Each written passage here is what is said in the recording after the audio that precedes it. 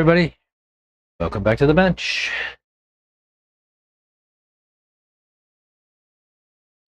Today we're going to mess with this thing and the group stuff that we screwed with yesterday. I'm going to put my shocks back to where I want them, and I'm just going to change the toe and end points a little bit, maybe. We'll see. The other thing is Tyler was nice enough to send me the STLs for shock bushings. So I printed out some last night. I'm gonna run those too. See how they do. Actually, I might do that first because I'm kind of excited.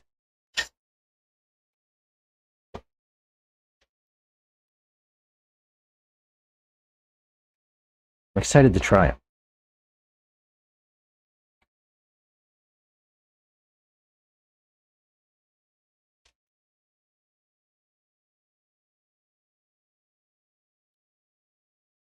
Also, I'm going to thin the oil down in these front shocks a little bit.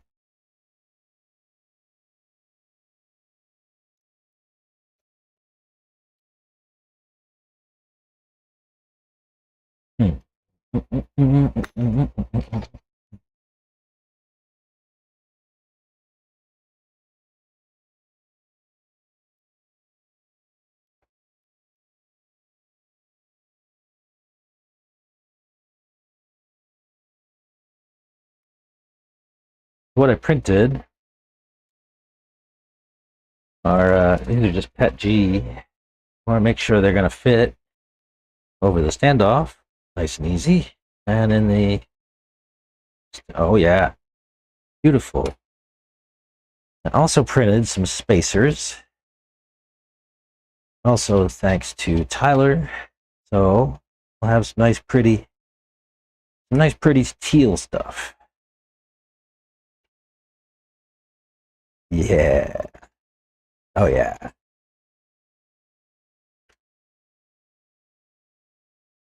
This is gonna change some stuff.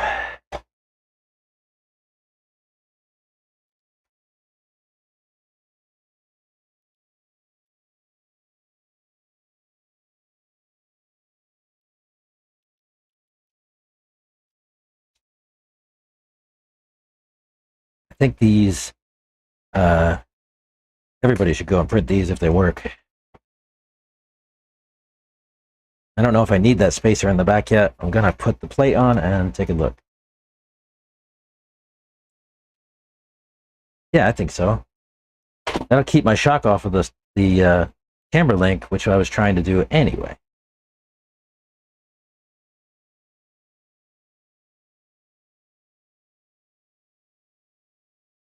So top line thread lock. Want a bottle? Come see me.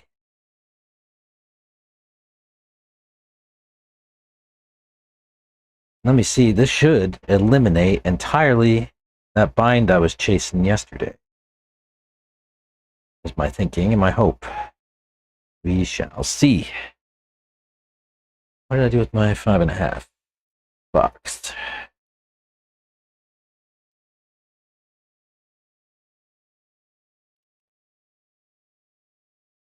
Yeah.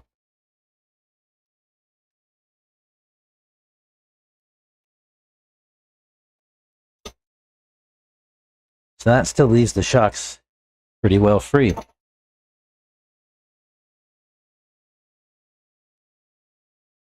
That's exactly what we want. Beautiful. Nice work, Mayako drivers who put together this design and STL for us. That's awesome. I have a bunch more I can use in a pinch. That's just amazing. Well done. Well done. Well done, team. So yeah, I'm going to take these shocks off. I'm going to change the oils out in them.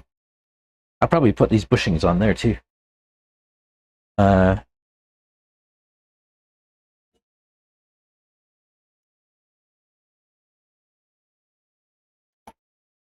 Let's see.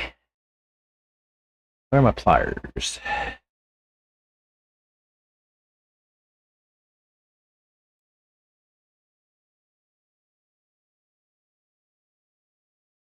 That one, I said yesterday that I was going to try to straighten out one or some of my drivers. I bought some new ends and keep grabbing a 2.5 that is all banged up like that. Let me put a new end that doesn't suck on it.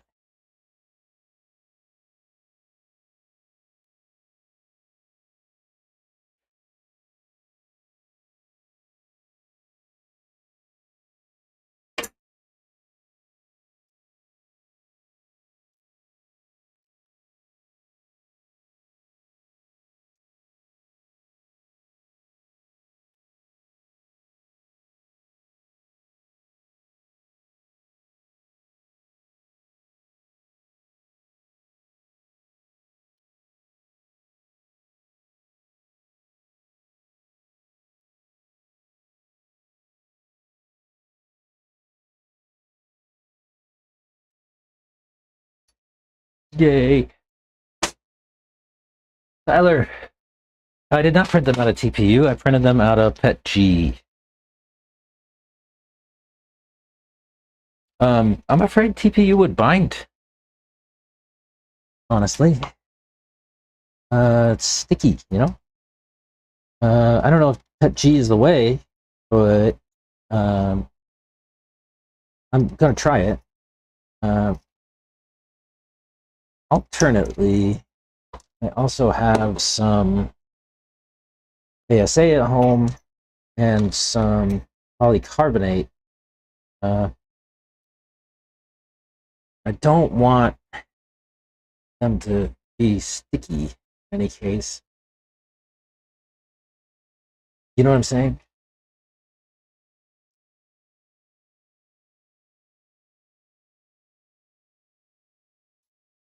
I don't know if that makes a lot of sense.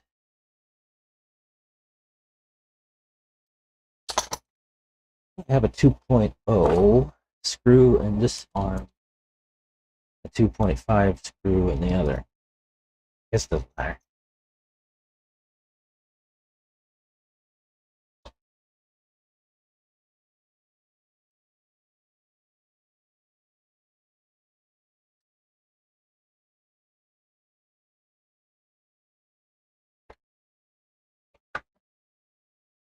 I'm gonna try them, see how it works.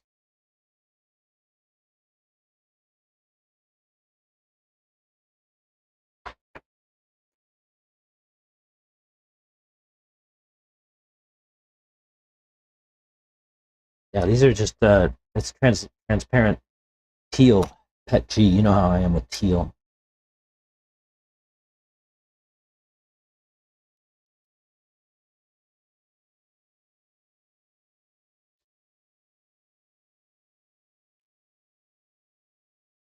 Yeah, I mean that's what we're gonna find out today, right? Like, let's see how they hold up. If they break, you know, all that good stuff. We're gonna learn together. Maybe they break on the first run, and you know, we already figured out everything we need to know.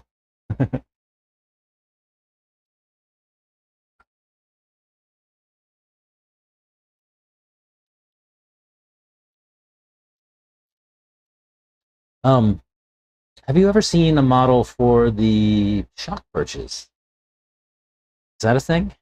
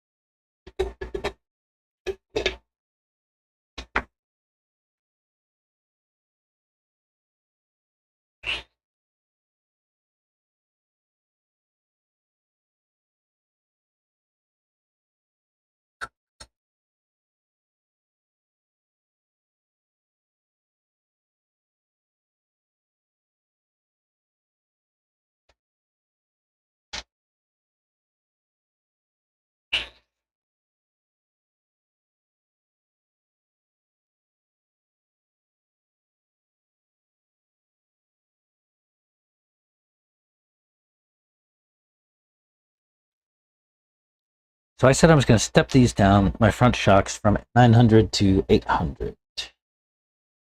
The backs have 800 and they feel pretty good. I think these will be the way. Also, on the Mayako Discord, it was suggested that I try 8-hole 1.2 pistons, which I have in my Techno shocks. See if perhaps the Techno pistons will just move over, but I don't know if I'll get to that today. It's kind of a little bit of work.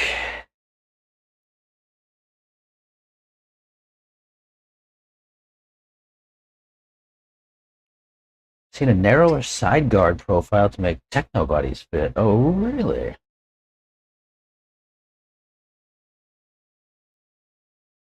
I have some Techno bodies, but I have stuff connected to the side pods already. My receiver box, my fan. So I don't think I would do that.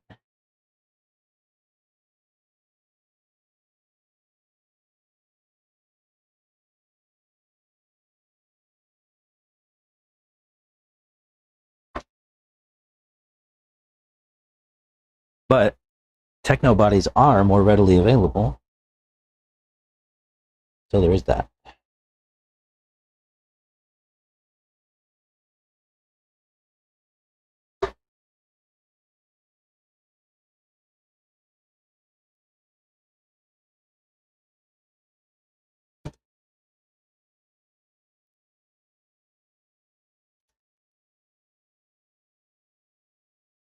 I also sent my channel information to the Mayako Discord server and told people if they wanted to play along with us to join in. I don't know if they will, but I put it out there.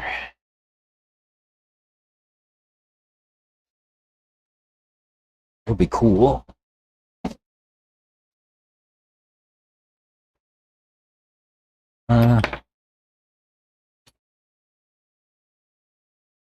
What did I just drop? Screw in a nut. Okay.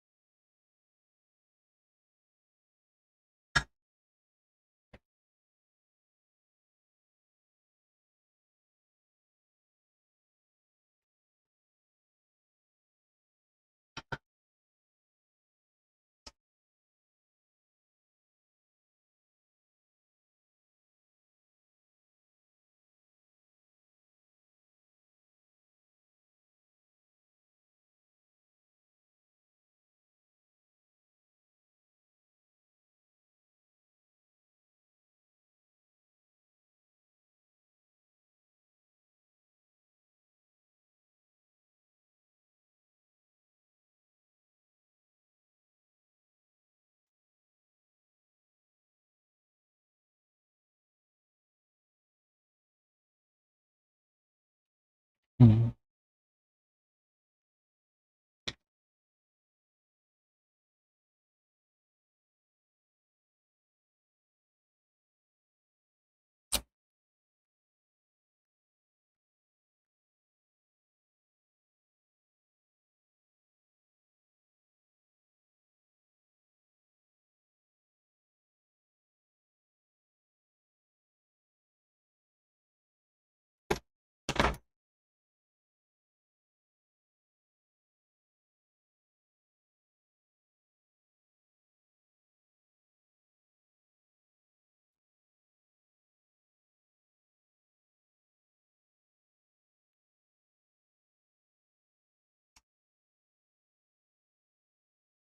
Feels pretty good.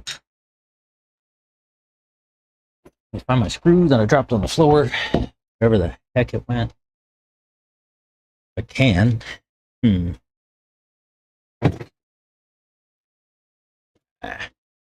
we'll just get a fresh one.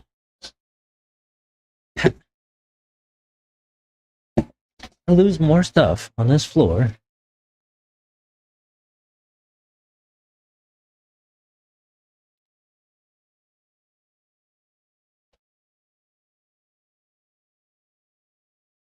Ooh, just found a titanium clutch screw.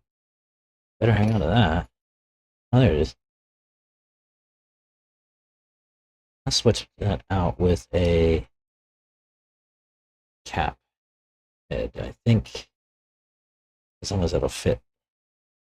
We'll see.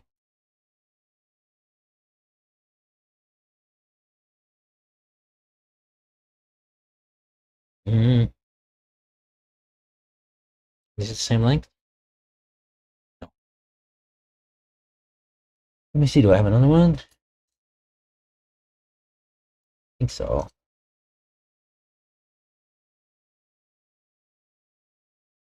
Yes.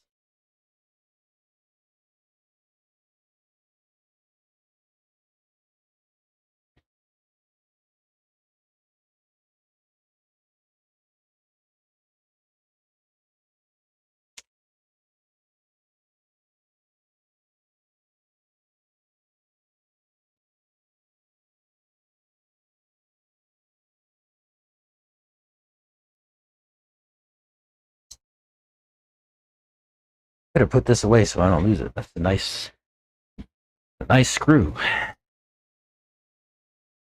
Put it in my clutch parts container in my. Oh yeah, I have another one in there too. Sweet. Titanium clutch screws. Remember not to drink this. You won't like it.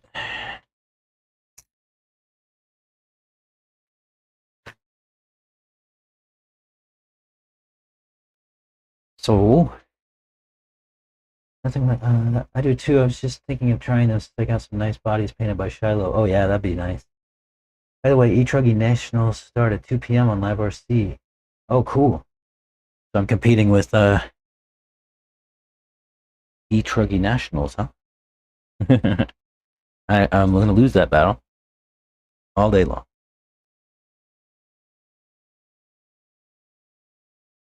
That's okay.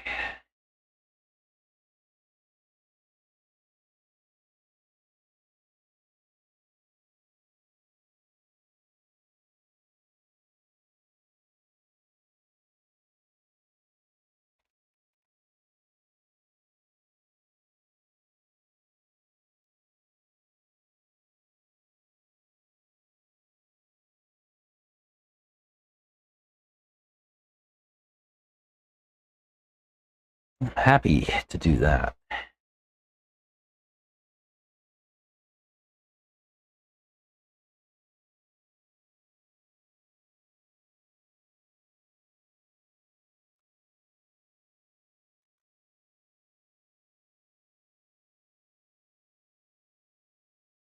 Space here.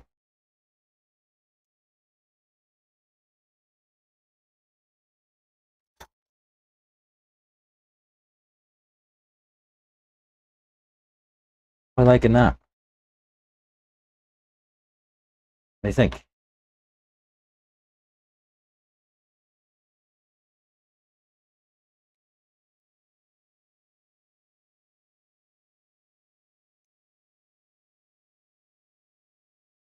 Just want to give these a little wiggle to make sure that there are plenty of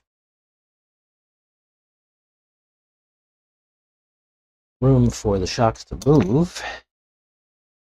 Then we'll put these back in. I'm going to go back to the outside holes. We're going to see if we can figure out how to deal with this tire hitting the spring problem. It was suggested that I add toe out front. That might get me to a place where it will eliminate the interference. I don't know if I want to do that, but I mean, in the end, I don't know if it's good for me, but there's only one way to find it. That's to put it on the car and drive it. You know?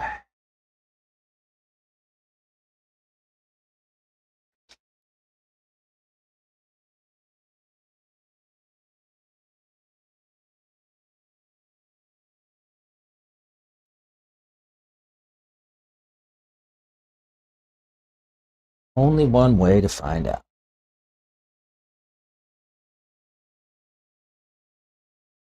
What's up, Fed?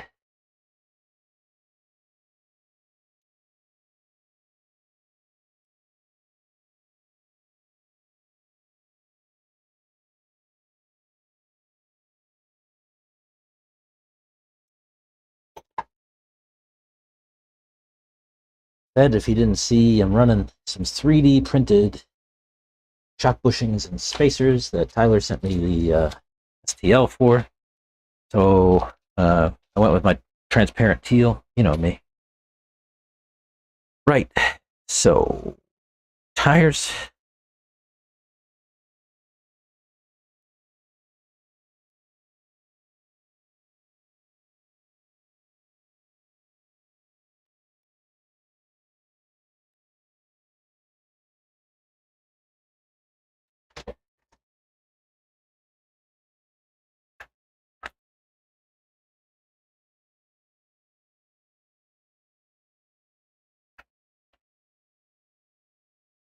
Yes, it was suggested that I limit throw or add some toe out. That might help.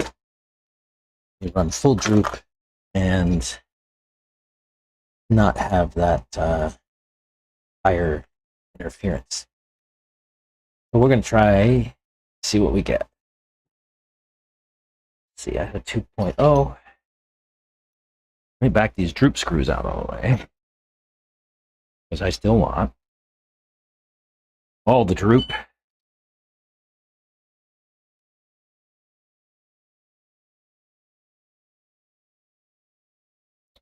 Looks like my reinforcement plate in the front is broken.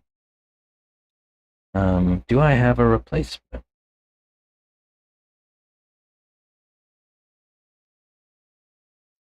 Does it matter? The crack, I guess it's probably not doing much job if it's cracked across there, huh? Uh, Let me see what I got. It's like it got caught on a pipe or something. Oh yeah, new arms come with plates.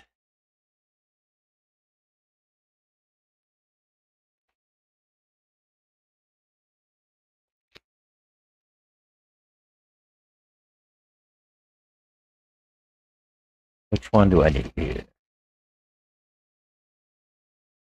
This one. Right? No, that's that one. No, that's that one. I got it right. I'm just backwards. Yeah.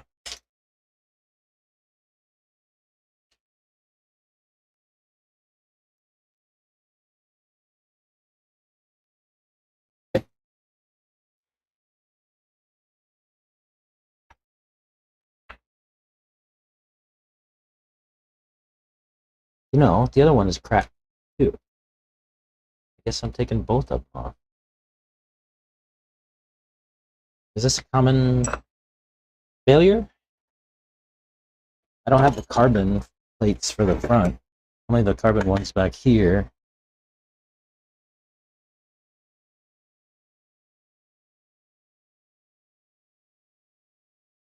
I'm gonna have to do the other one too.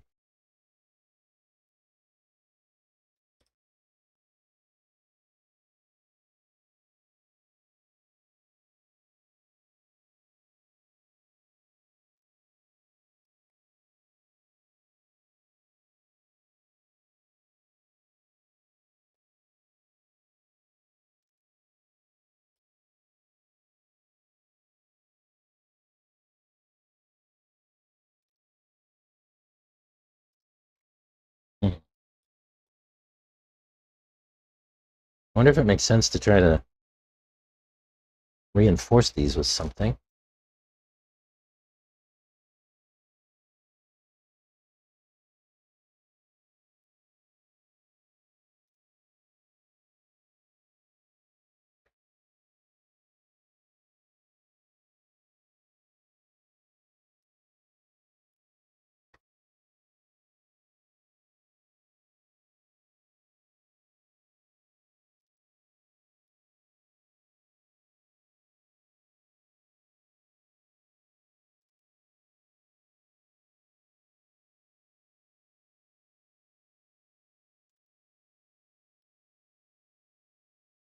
Yeah, 2 pieces there.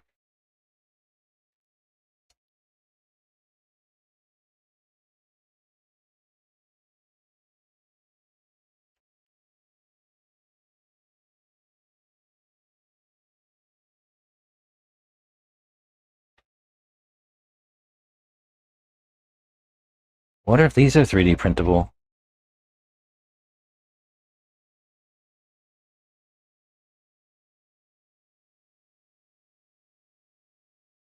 By the way, Tyler, do you use the TPU for AMS bamboo?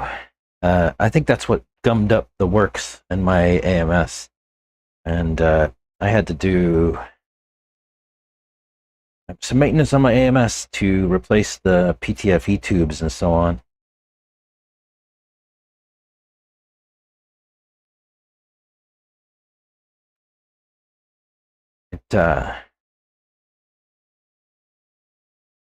I've always used TPU in an external spool, not on AMS. So when I saw it available for AMS, I thought I'd try it, but I think that TPU got all gummed up inside the PTFE tubes, and it was causing the error, something along the lines of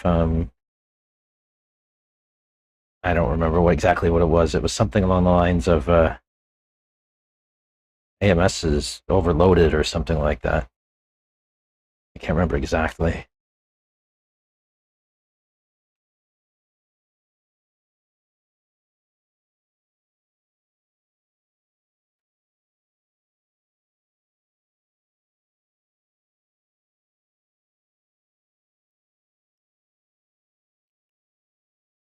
I gotta say, I like the idea of these disposable plates, we'll call them, because that was definitely a pipe hit, right? Or a nail hit on the pipe that caused that breakage, and I didn't have to replace the whole arm, just the reinforcement plate. So that's nice. Can't be too mad about that. Just a little bit of work. I mean, I don't even know if it's entirely necessary. I don't know how much stiffening that plate is actually doing. And I know that a tuning option is to just take it off entirely. Or replace it with carbon fiber.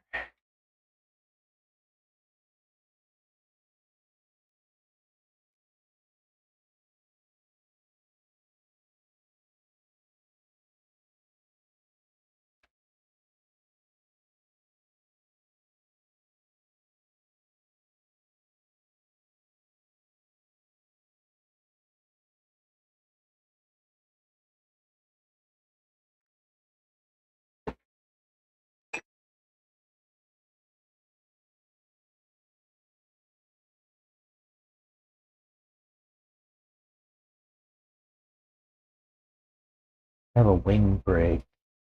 That probably wouldn't be strong enough. Maybe not.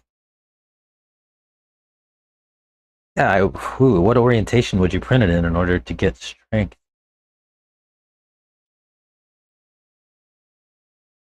Lay it flat is the easiest, but I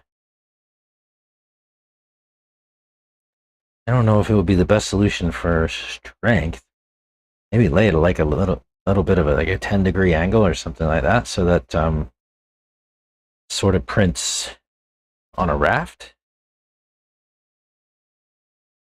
and the layer lines might have some more strength there. I don't know. That's always messy, though. In my experience, it's kind of difficult to run a print on a raft and have it work out nice. But I mean, maybe. Why am I taking that screw out, dummy? We already did that one. Too busy thinking about how I would orient a 3D print of this.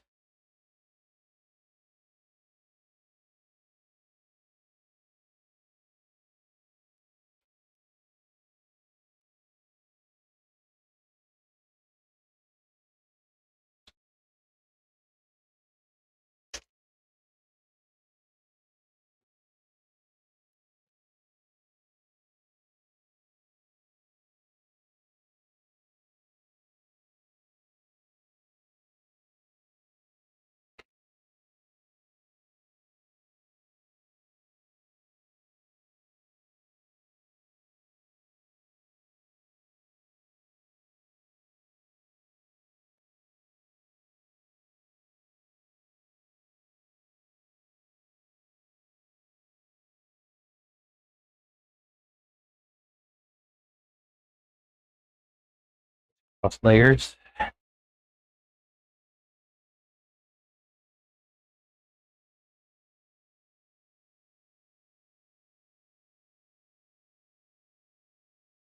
think what Tyler's saying is that if you printed it flat, you would have your layer lines.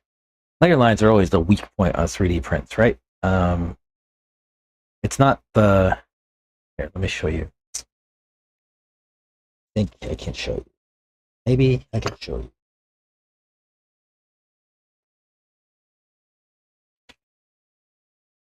So take this bushing, for instance. See if I can get a focus on it. Let me see. Can you see that? Oops.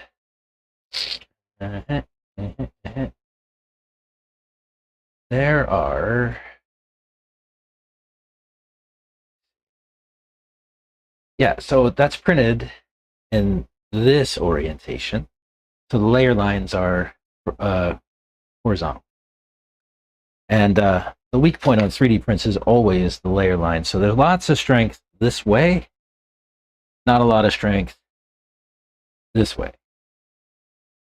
So round, nice and strong, or like a breakage this way, not so much. And so if you printed this flat, your layer lines are, horizontal to the plate. And I think, there's a possibility that they might separate very quickly that way. But perhaps I'm thinking there's a way to do it a different direction. Or these are just injection molded, right? Creating a mold is also an option. Pour some kind of resin or put some Kevlar fabric in there and some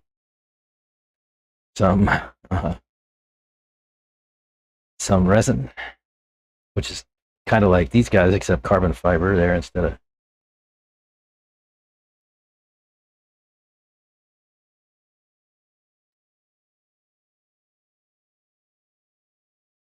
I don't know. I don't know what the answer is.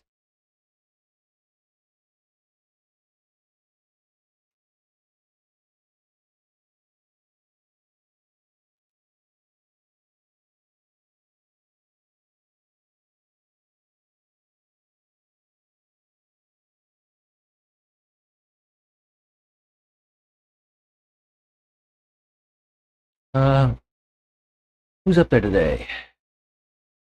Is it Reggie?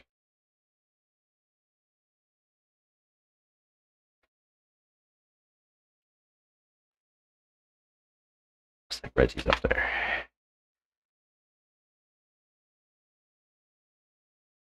Practice King is here. I don't know if he is. I'll give him a Speedo. I can't keep telling him I'll send to him, but I haven't gotten around to shipping. I haven't gotten around to shipping a bunch of things. I will top line a thing too.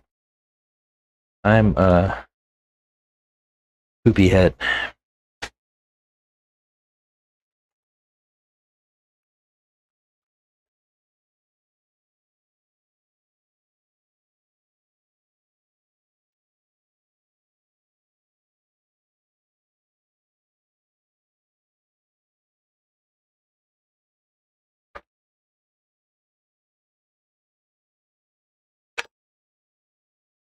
follow through is not very strong. All right, now we're talking. Don't drink mystery juice. What's up, JW?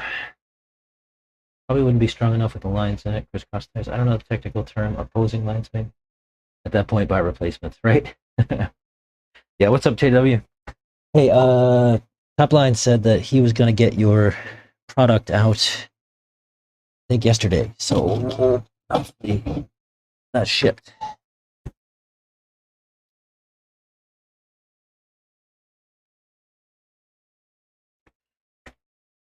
I'm gonna put the shock oil over here so I don't confuse it with my pure cane sugar original cola.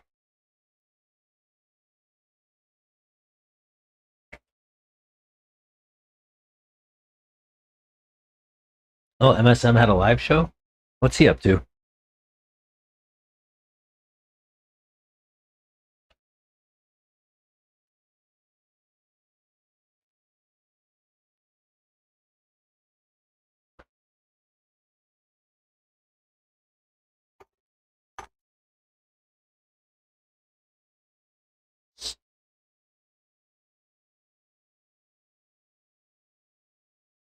Let's see, is it back to Thornton?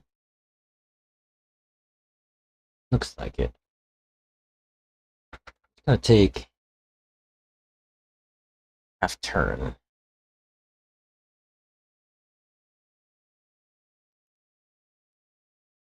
Out of each side.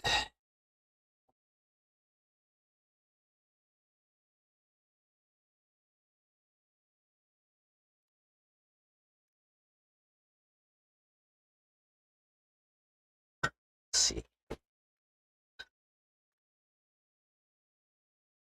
Put the batteries in. Radio on. See what happens when we go lock the lock.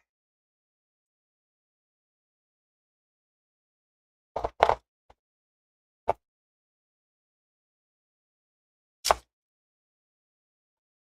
have to talk to Scott. I have a bit of an idea for a 3D print for him. That arose from yesterday practice.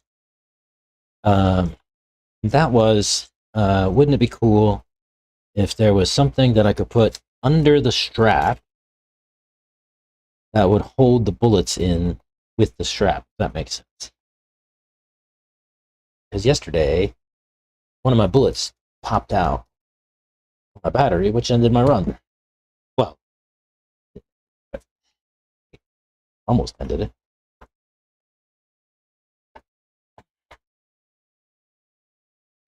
So wouldn't it be nice if I had something that I could put on the strap that would also hold the bullets in?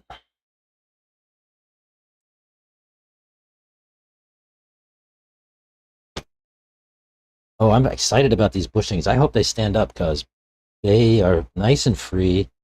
They have lots of play. I mean, not lots, but enough play that shocks move freely. I'm not stuck in that same position I was yesterday where ride height was a little bit hit and miss.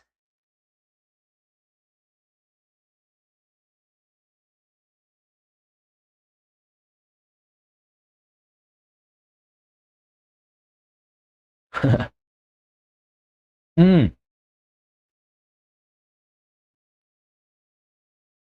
The Vegas 28 scale, is that the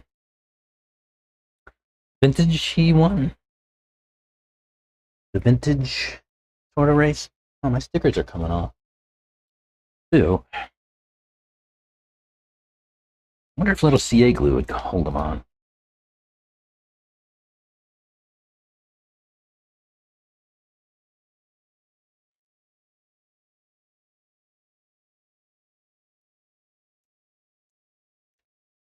No, no, no.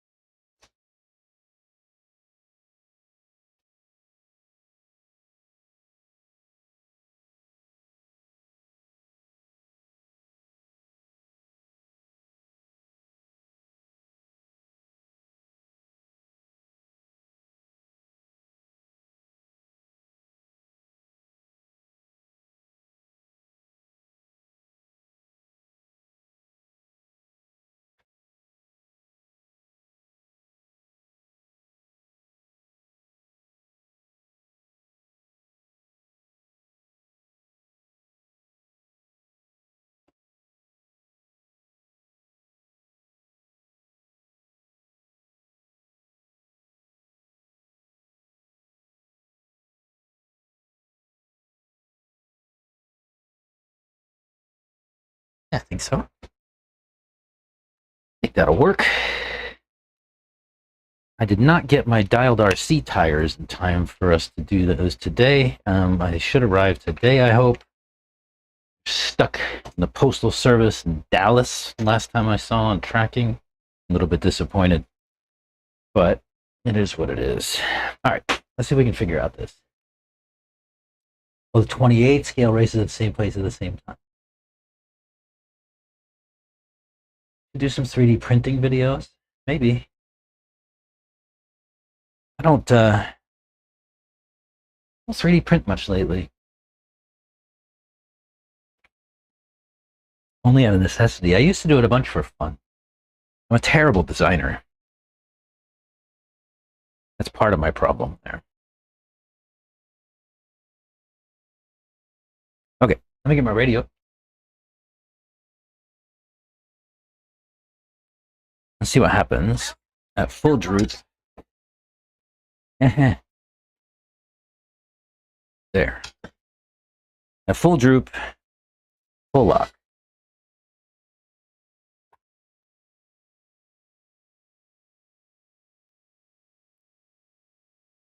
You can see it hit the spring.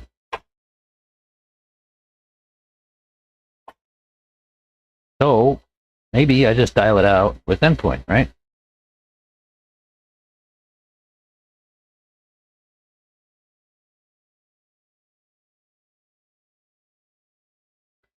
Give it a couple of mil.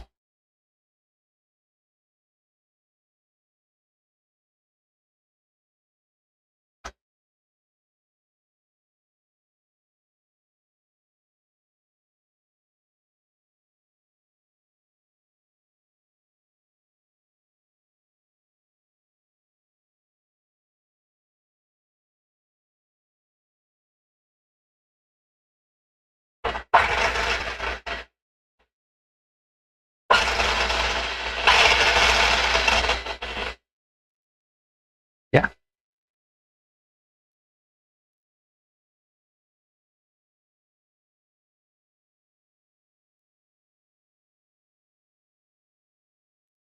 Does that look equal? No. What's wrong?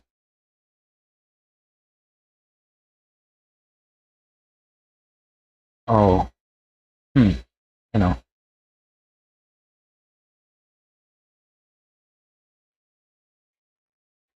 this has got more toe. I should measure it.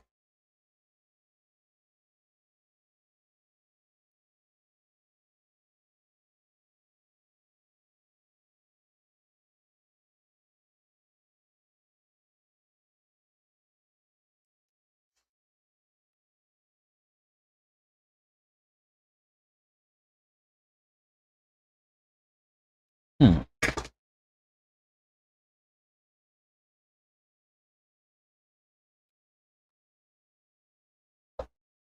It was too short.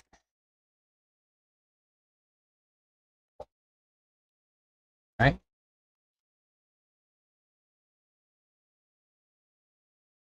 Yeah. The other direction.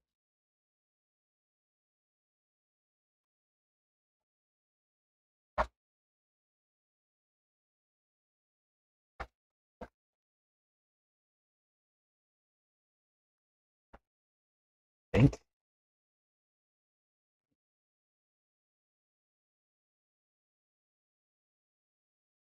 No. Duh. Completely other direction. Stupid.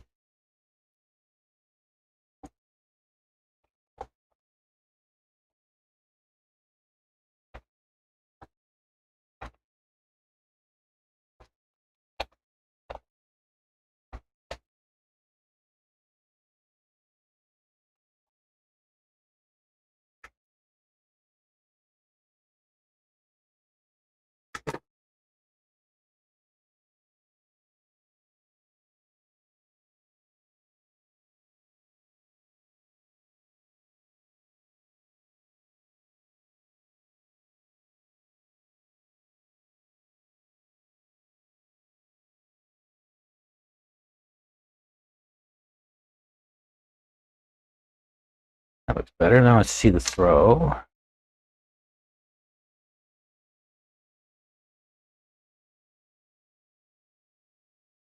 Yeah, that's more like it.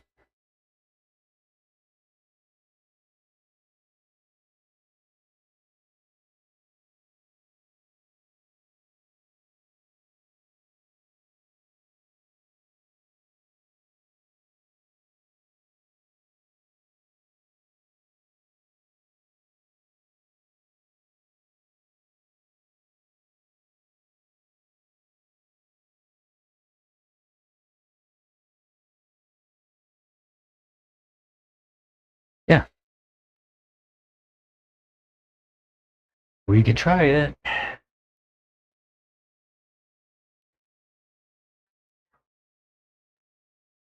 Do you know? So yes, they say that you should send endpoints with the weight on the car. However, watch this. Let me show you why I did it that way. Let me show you why I did it that way. If I go to full lock, all right, let me turn my radio back on. So if I go to full lock here, yeah, see, you know what? I don't like this at all. All right, I'll set the endpoints the way that we're talking about here, right? So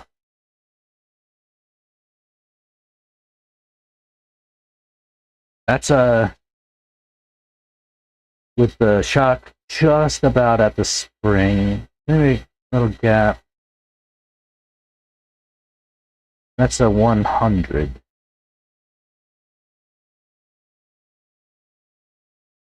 Right? That's with my endpoint at 100 that way. Let me set it back to 100 this way.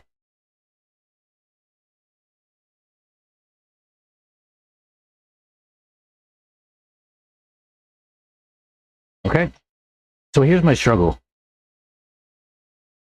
Yes, like, great. I have lots of steering. Right? But as soon as I'm at full droop, with these shocks stood up all the way, I'm into the spring with my tire on the outside. And it's like one wheel braking. You see this one? Watch this wheel. When I cut it,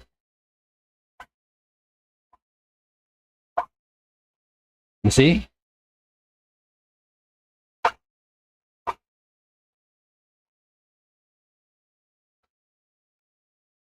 So what I was really trying to do was back off the endpoint a little bit so that I had less one wheel braking.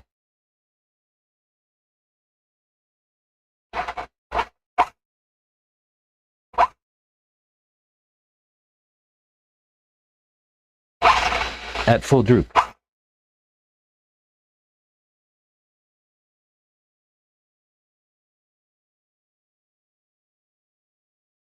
And then at ride height,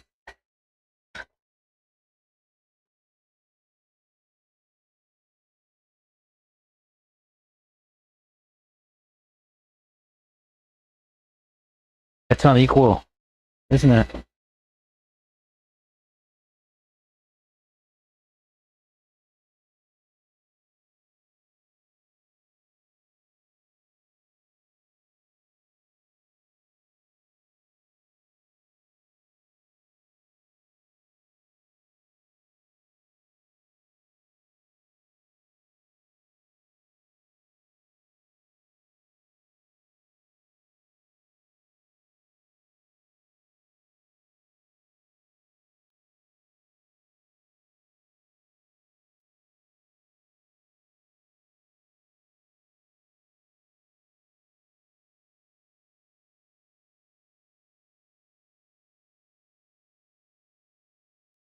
But yeah, when I'm at full droop,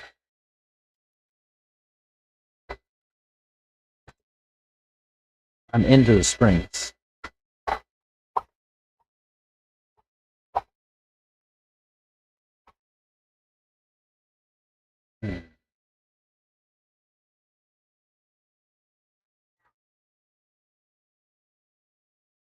Yeah, so that right, the ultra low CG stuff is kind of what causes this problem, right? Because the spring sits way out here on the arm, and at full droop, that tire, I mean, at full lock, you can see the tire gets into the spring on both sides. I considered another possibility, and that is to move these hubs out. So I might see about that. And I want to make sure, though, that I have the right parts to do that with. Not sure. I don't know if they're on this tree or if they're on in my bag with some parts.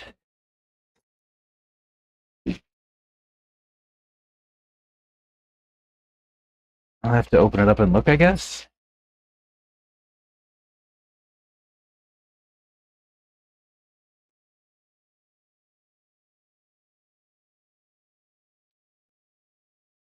Let me see. Let me see if I can figure it out. I don't remember how the front end went together. It's been a while since I did it. No. This hinge pin has to, well,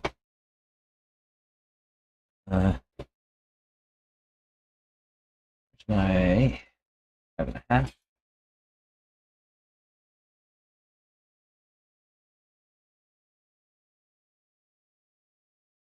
Ooh, it's not a 5.5.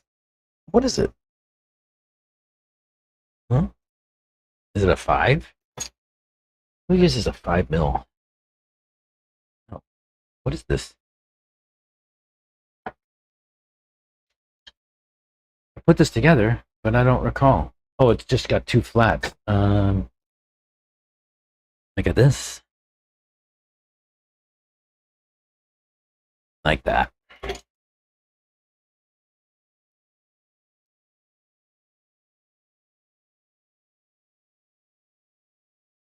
I don't know what size that is.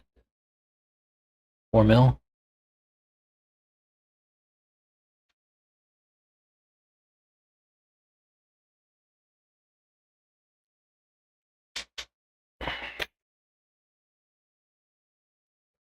Can I even do this? Let's see.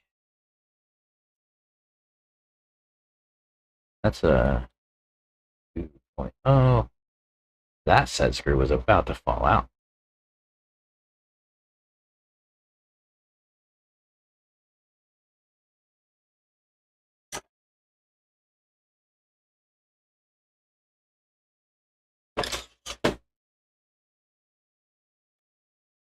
So was that one.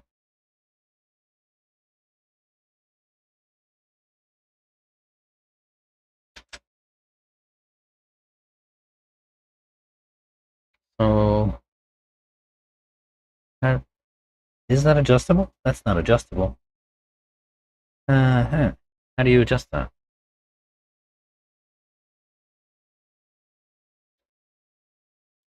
How do I adjust my track width? Are there pills on the blocks?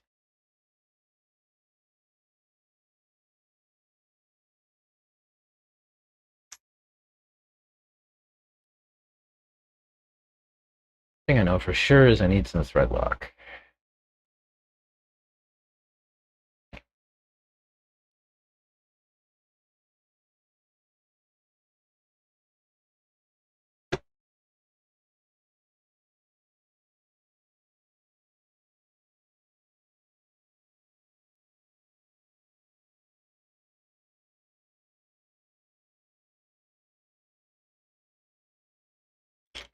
I don't even want to snug that down. This is a tool for removing some slop.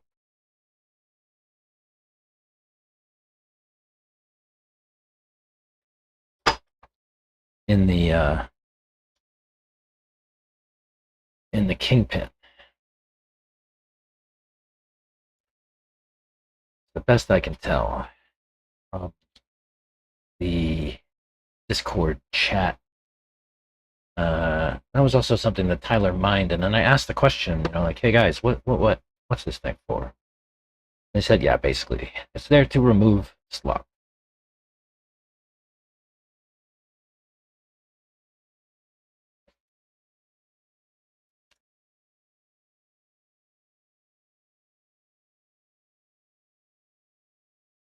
If you make it tight, it causes bind in your steering. You don't want that. Let me check the other side too and make sure that that's going to be okay. And button this thing down too.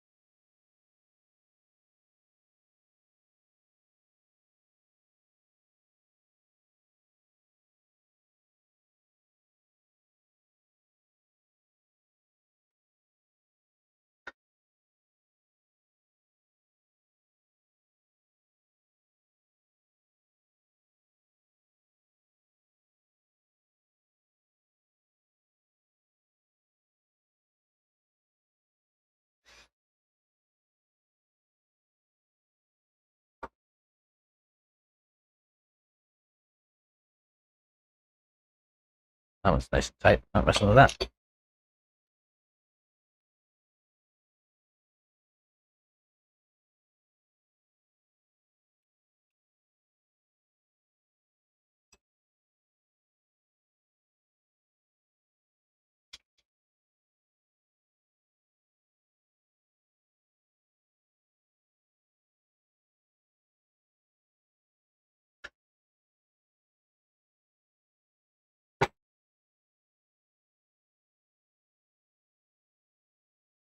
I think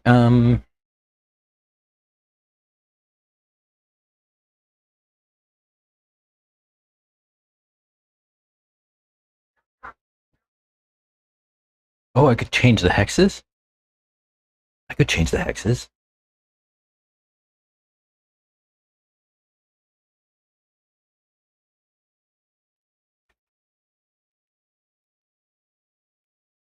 +4s that are technos. I bet you it would work though. Let's see. Let me see.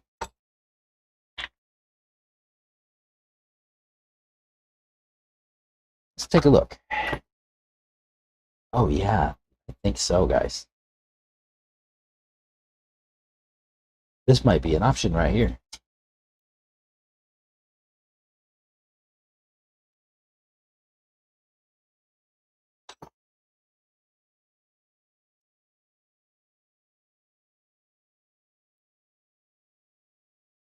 Let's see. Won't open the freshies. Let's see if I have +2s. It's one, one. These are +2. Here's one +2. And 2 +2. 1 +2 +1 +2. 1 +1 +1 +2.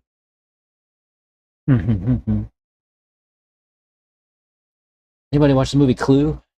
Love that movie. Techno, hexes, work. A little bit of slop though. What's that? Solution.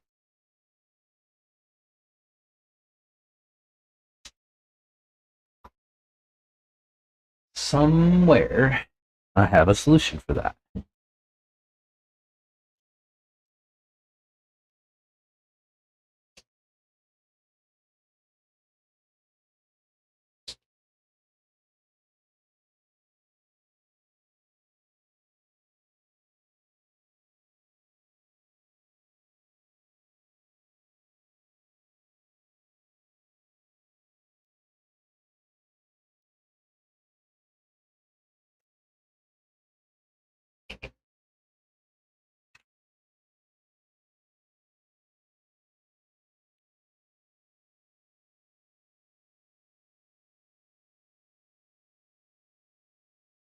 That's shim. Have more if I need to.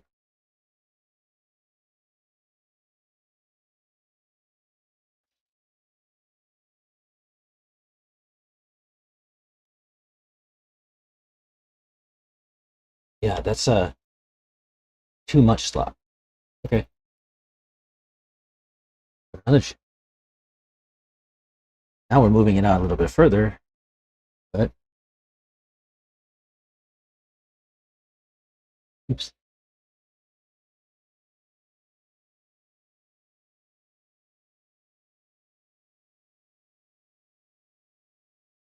Two shims, three shims.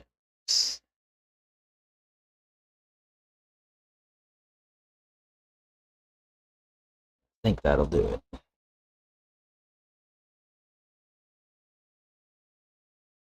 Now, I will measure it too and see what the distance is left to right.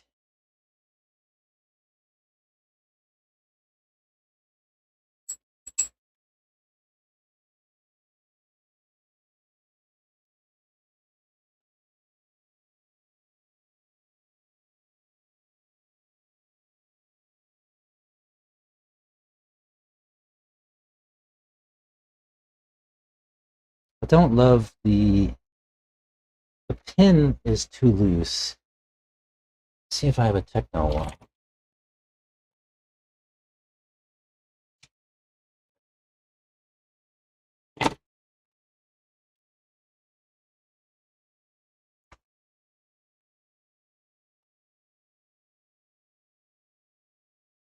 The pin doesn't fill up the space in the hex. There's one techno one. Let's see if I have another one.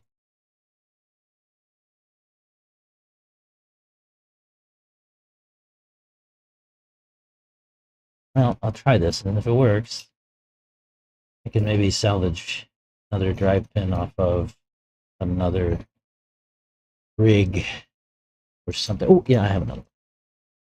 Never mind. I guess the question now is going to be, will these fit in the stub axles?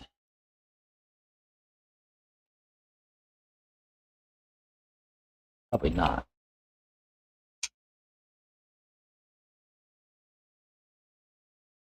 My guess.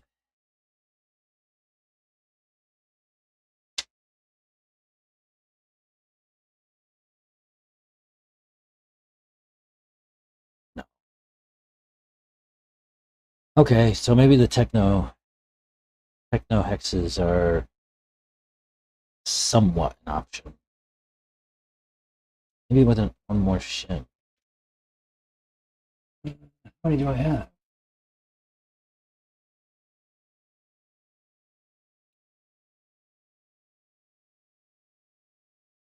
These are Kyosho subaxial shims.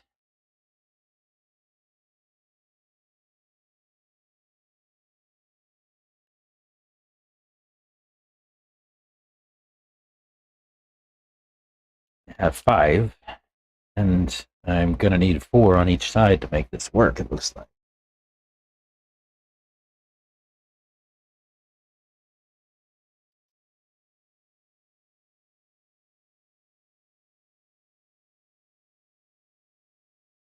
Oh yeah, that's better. So yeah, I will pair the stock Taco with the stock Techno, or the 2 Plus Techno with the shims. Yeah, you see how the pin floats in that hole, and I don't like that. It lets the hub slop back and forth a little bit. That's not, I don't think that's going to be a solution. Oh well, worth a shot.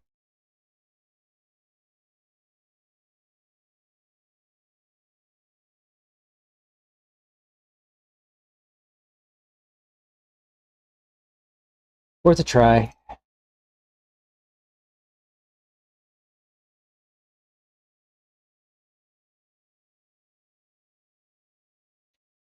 So yeah, I'd have to get some Mayako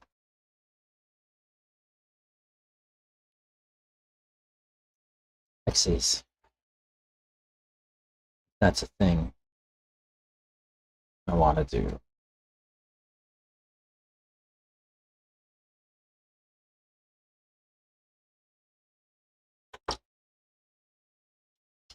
Oh well, worth a shot. We learned.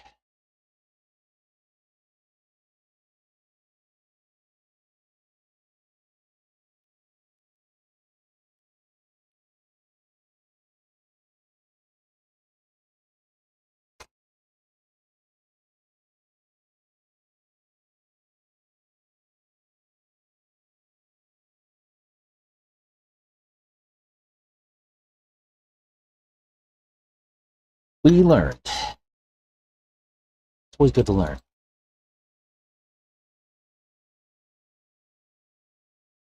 Right now.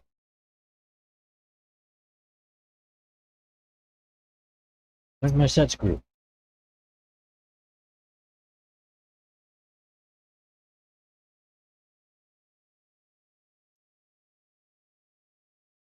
Worth a shot. Put these shims.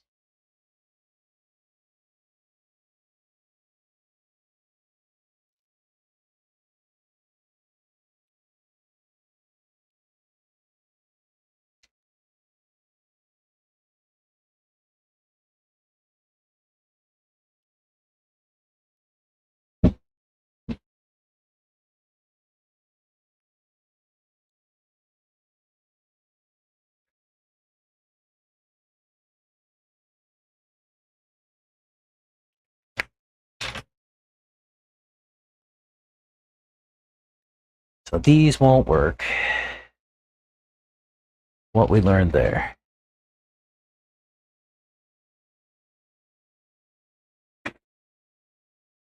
Yeah, I definitely think it was worth a try. Even if it didn't get us to where we needed to be. Oh, look, I got a whole bag full of those pins.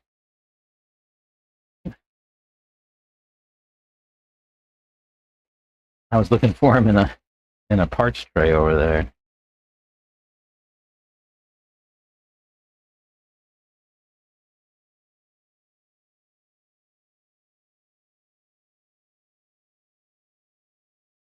All right. So back off the end points. And maybe back off some droop.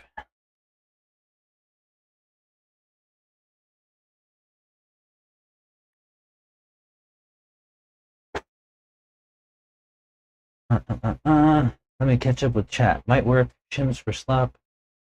Man, what did I start? Did you even throw a wheel on it to test it on the bench? Did I throw a wheel on it? No. Because the pin, the Mayako pin is smaller than the Techno hole in the hex, so the pin allowed the hex would slop around the pin, right? Like there's just too much room. So that's rotational slop that I'd rather not have, I don't think.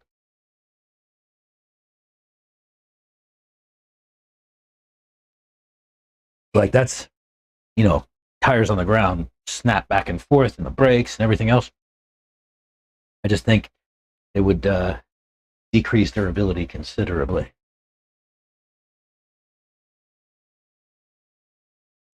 Well, look, man, here's what we're trying to do, JW. We're trying to find the limits of all the things. We're exploring the boundaries, right? I would rather not back off my endpoint because I have nice steering at ride height, and I think I should have nice steering everywhere, right? And I would rather not stand up my shock hole because that's not what I want to do, right? Like I want my shock laid down, make it easier to drive.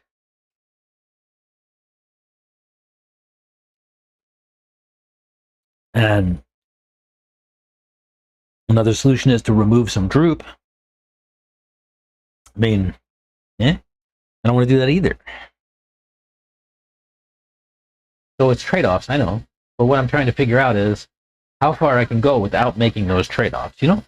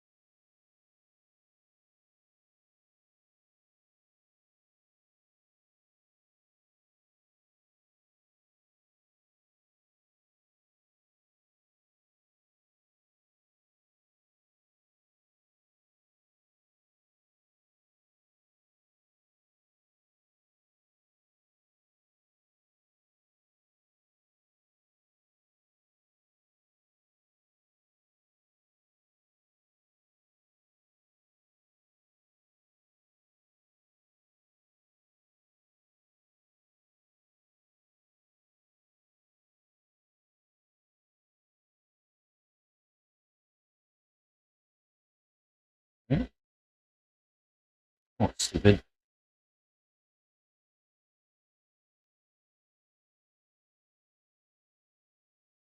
I'm trying to mess with sub trim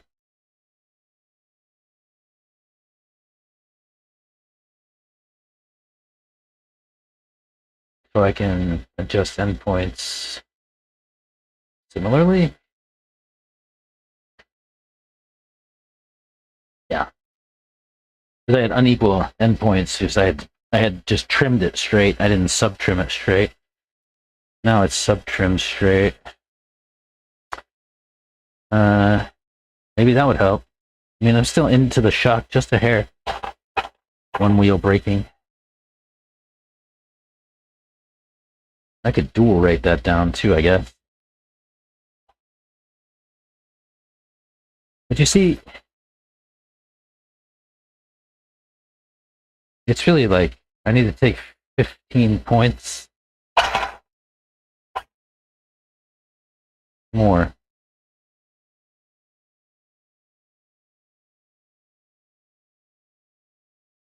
20 points.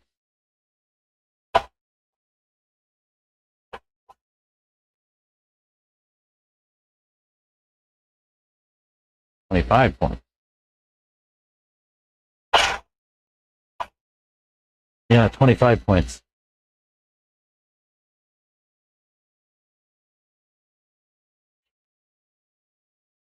So 25 points out of each side.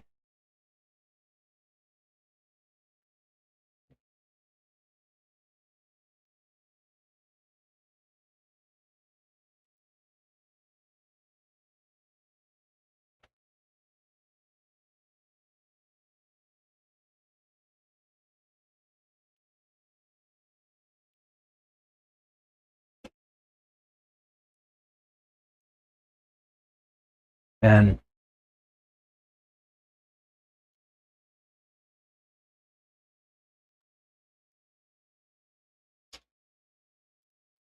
can also take out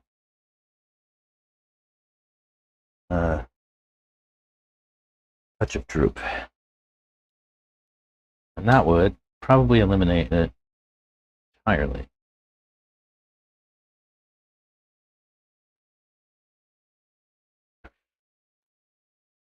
Roar race is on. What are you doing over here? Don't watch Roar. Or can you do both at the same time? ¿Por qué no los dos?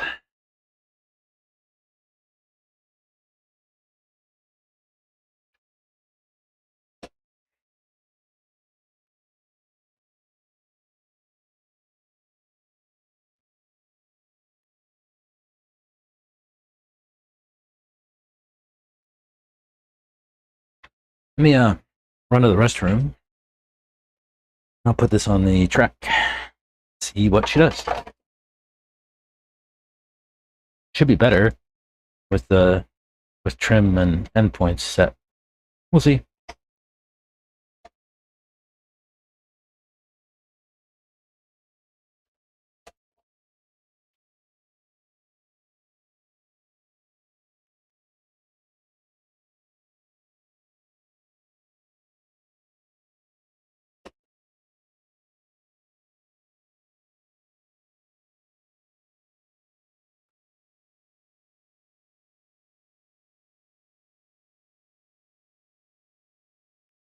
Yeah, give me a moment.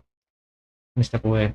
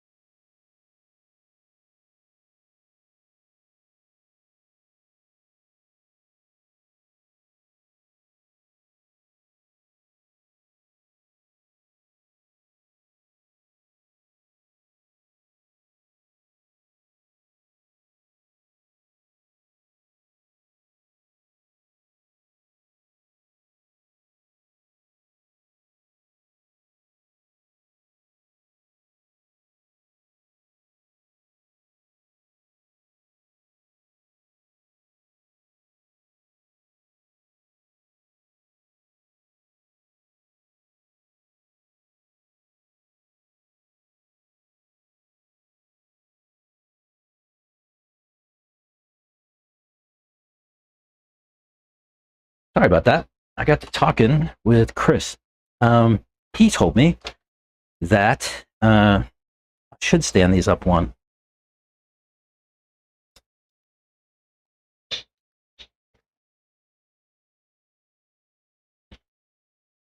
So let's do that. Stand these up one. We'll do ride height all around. Then we'll put it on the track. I think he might drive it.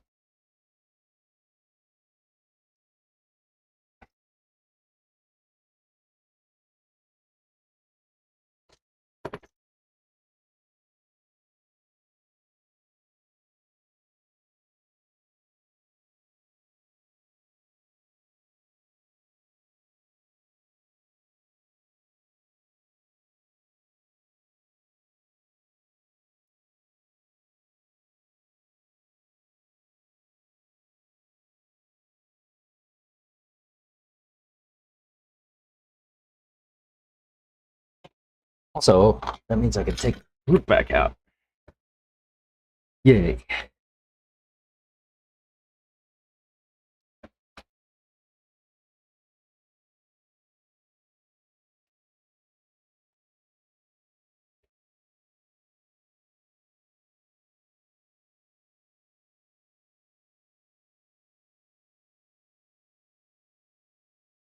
And I can dial my endpoint back.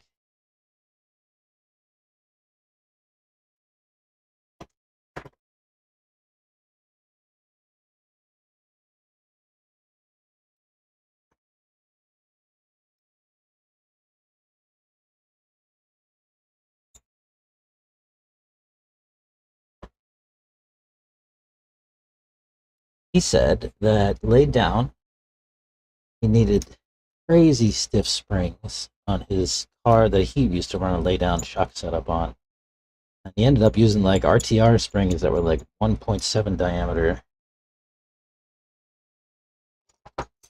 springs.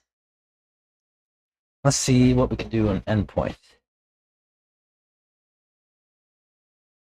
I noticed racing the other day, if I didn't run warm-up laps, I did better in the race. Really?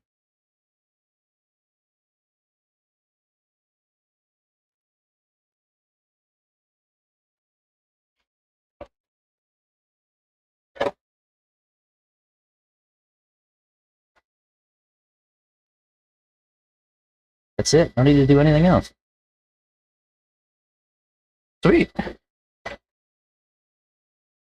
And then on the bench,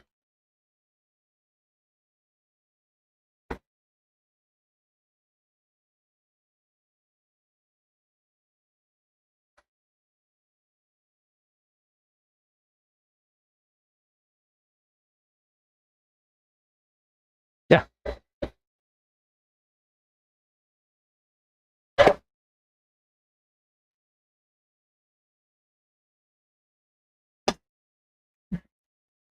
Now that we have the shocks solution,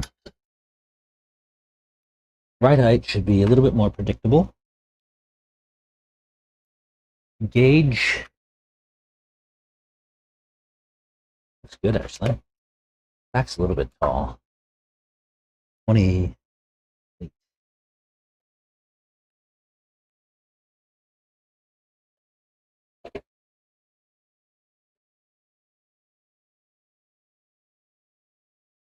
I do my caliper.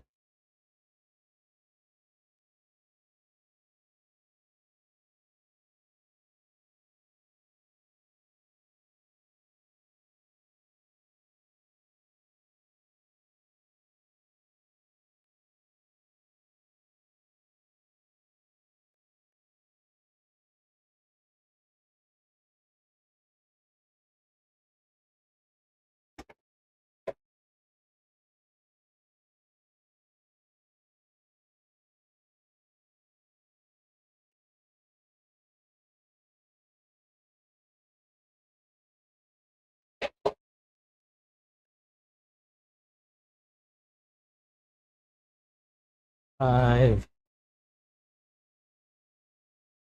19.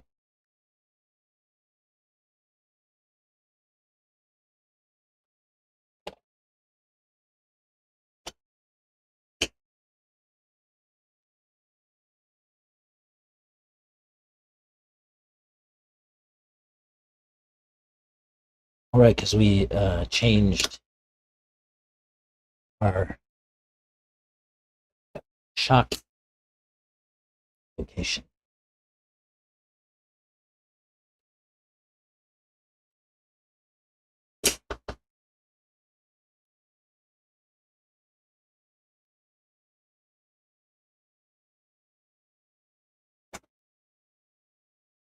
$22.25.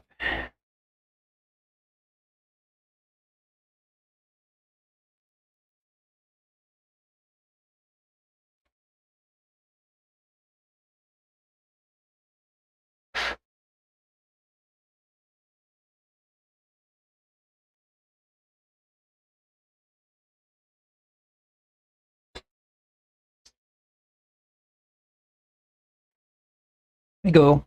I'm gonna take it over to him. He's still not feeling great. I won't drag him over here. I'm gonna take the car to him, see what he thinks about it on the bench, and then I'll see if I can get a hack cam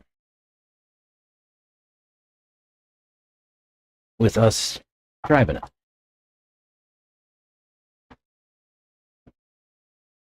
We'll get the man himself, maybe, to drive our car.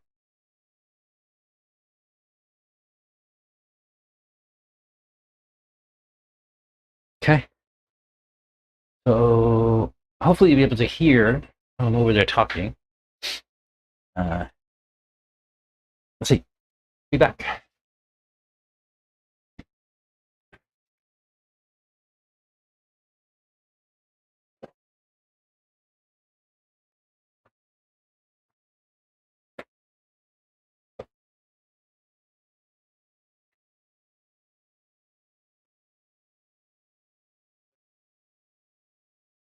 And like can be inside here and do each one. Hit share. Take your time. Quick export. And then from in here, I think. And then just print it right then, and then just do the next. Well, what happens if someone leaves their badge at the hotel? Can they Oh, they need a reprint. I probably should just save all the images of that. Someone needs another one that I can just find and print it. Like how you think. And you're gonna charge him $10 for a new badge. Yeah, then I can yeah, I can actually charge for that. 100% it's gonna happen. I'm saving all the images. I like that. I'm gonna do that. That way I can sit here and just start doing them and just saving them, and I'll just make an album with all the badges. Yeah. And then I can find them in here and print it.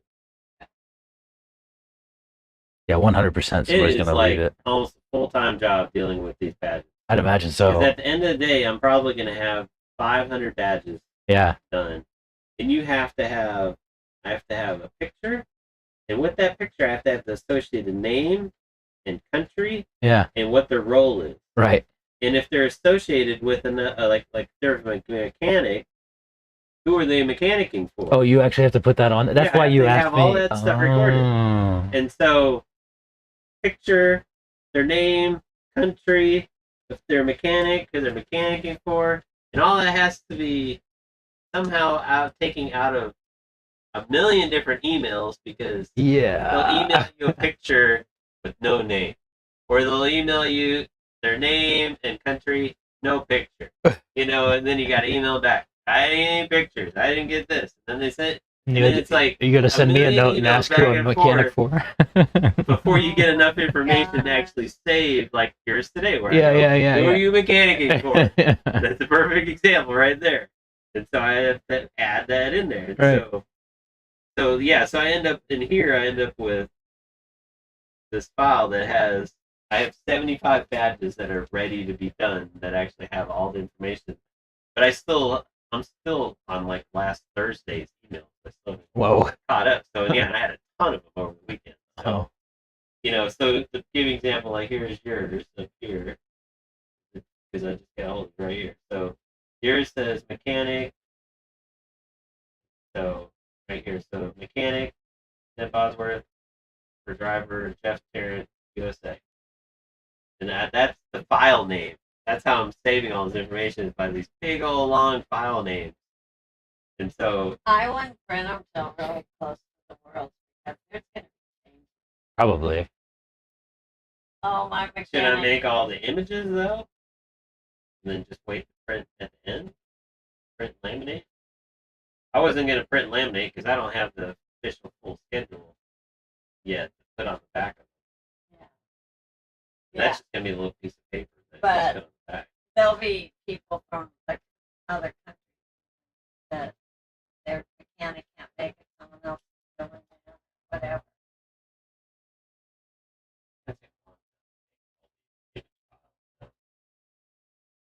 Well, right now I've just been working at getting images with all the information Yeah. saved Wait. with the image. Wait to print. That's why I haven't even started making that. I just have a feeling like, 2 weeks from now, IFMAR's going to go, oh, your badge isn't going to work. Something's wrong on it or something stupid. And so I'll have to change the image or something like that. But if I haven't made 500 image files to print, at least I won't lose my mind. Yeah. Because IFMAR is all, there's got to be some acronym that means we don't know what we're doing and we're waiting for the last minute to figure it out. And that's what IFMAR stands for. You come up with your own interpretation, but that's basically what it means. Do what we say right now.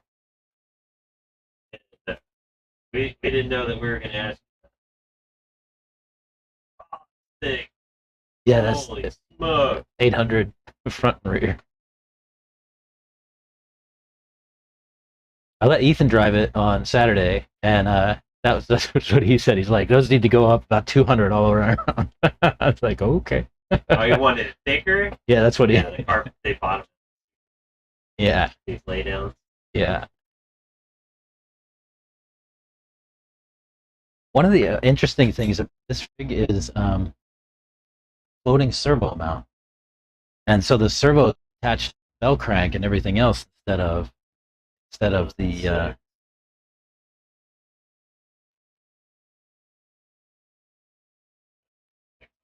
Yeah. So let me see.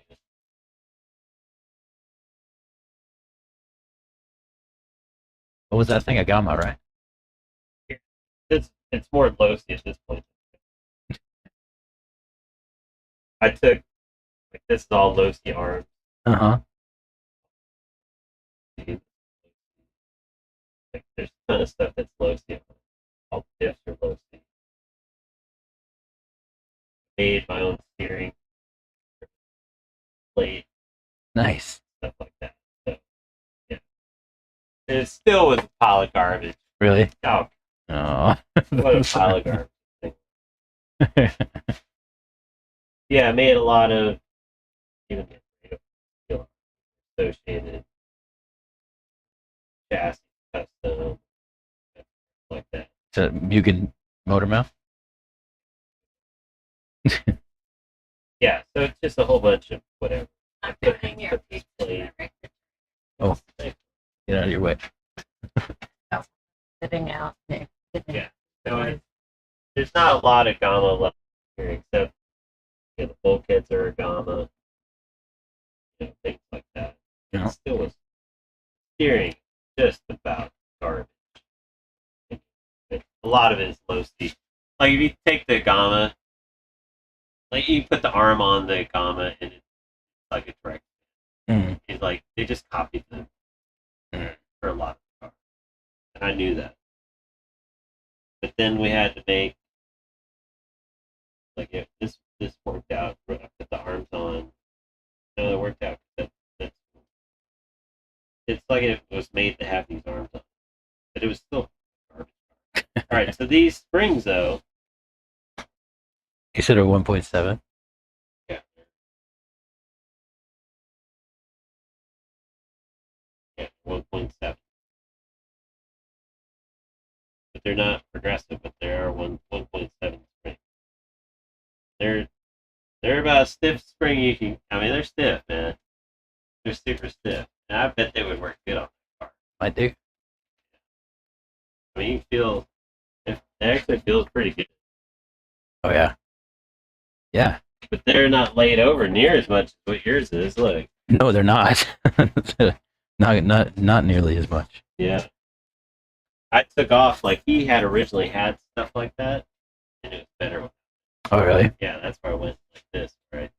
Got it down into the like ground out the arm to fit it down in there on the front stuff. You can see how the spring perch is like on it, yeah, on the arm. Like dremeled it out in there to get the fit down in there and stuff. It'd be interesting if you want to try some stiffer springs. Yeah, I do. Take a look at the steering setup in the front. I can't get that clip off. Just a push.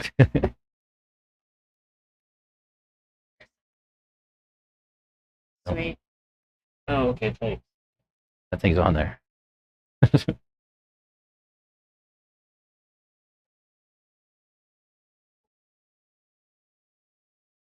The servo is not connected to the chassis at all. It's only connected to the bell crank and the gearbox. Like it's that aluminum plate, and then the servo is connected up to the aluminum plate, and that's it. So any chassis flex, the servo is left alone, which is kind of cool. I don't know if it makes a whole lot of difference.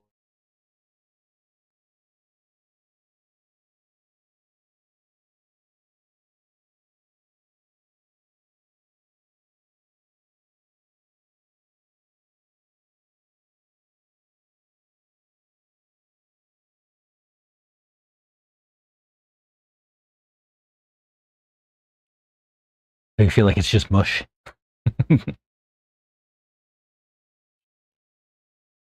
Right? Not the way it's set up right now. Like I said, I ran it on the weekend, and I ran it some yesterday.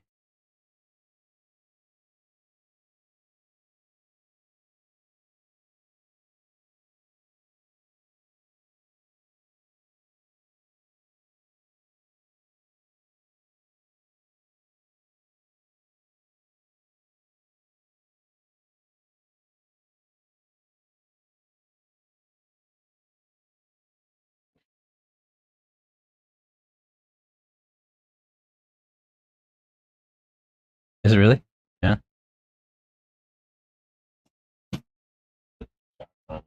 Try it. Maybe. Area springs, pistons, everything. If it like was better, then you could try replicate. These were off of they're not Agama springs. What's the other ready to run? Arma. They're Arma springs. Okay.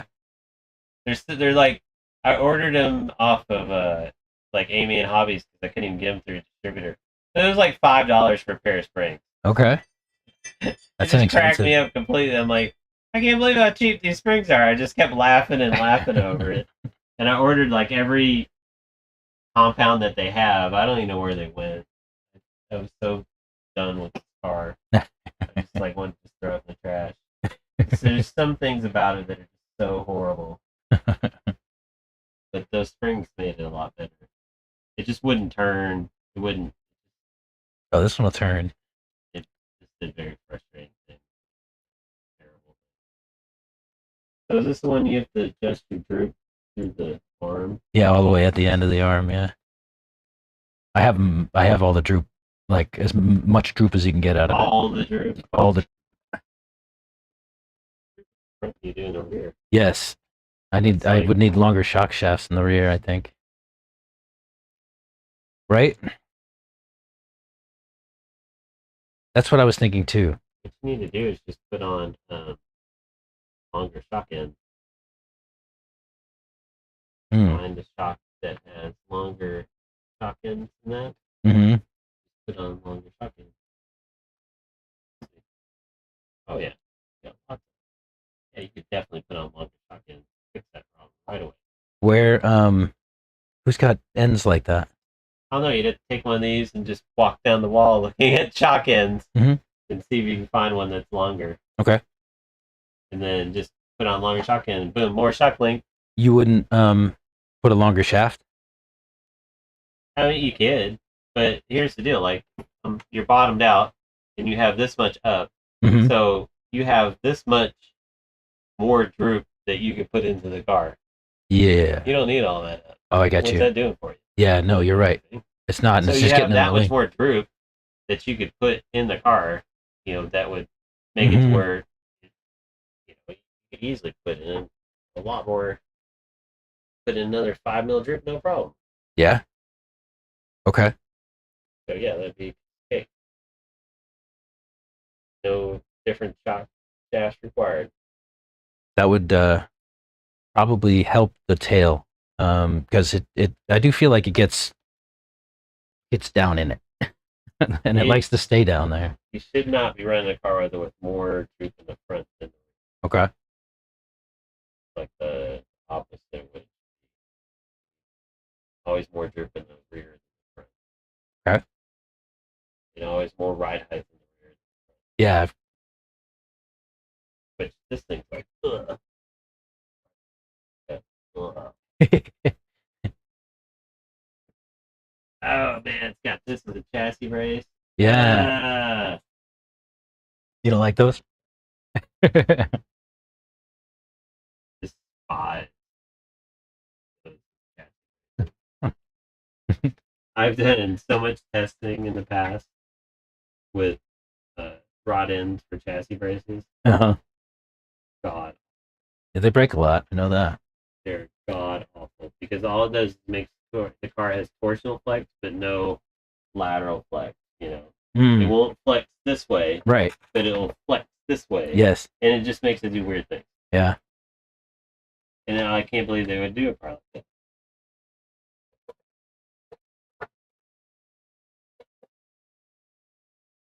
Yeah, I do a lot of testing in scale. Yeah. I realized it was terrible. Long ago, I realized it was actually terrible. And that's why the Kyosho, the MP10, had a front brace like that. Mm-hmm. And I refused to run the Kyosho with that, and that's why I made a different MP10 Ah, right here, right. Yeah. where it does not have that kind of a front chassis brace, and it worked a lot better than his car did with that brace. I'm gonna go over there. Yep, that's why you don't run braces like that. I'm gonna go over there and pull one of these rod ends off, and if I What you should do is take all the rod ends off, take the balls out, and put like a rubber fuel tubing in all of them, so you get flex. What do you mean? So all of the your chassis braces. They have little balls in them. I mean on the I was talking about the shock ends. Oh, okay. But yeah, but I those. think you should also every single one of your chassis braces take the ball out of it, Right. the steel ball, and put fuel tubing inside of it instead. Okay. And that gives it thickest, toughest fuel tubing you can find that'll Mhm. fill up the hole, and that'll allow it to actually have some lateral flex. interesting. That's a good Because the idea. fuel tubing will Right, yeah. compress, so Sure. you'll get some flex. Yeah, Right now yeah. it's stiff as a Stiff. board. Yeah. But it'll flex this way, but not this way. If you do that, it'll change it to where it will flex both directions, That makes sense. and it will be much better. That's a good idea. Let me go do that.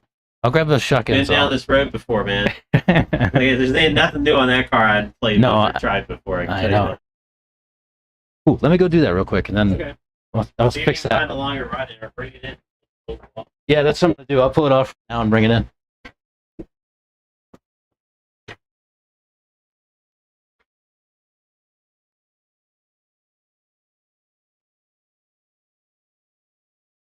Hey, Santos. He says I need to get longer rod ends for shocks in the rear.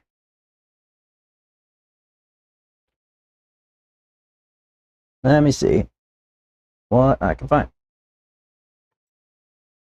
And also, he said I should replace the chassis brace ends with fuel tubing.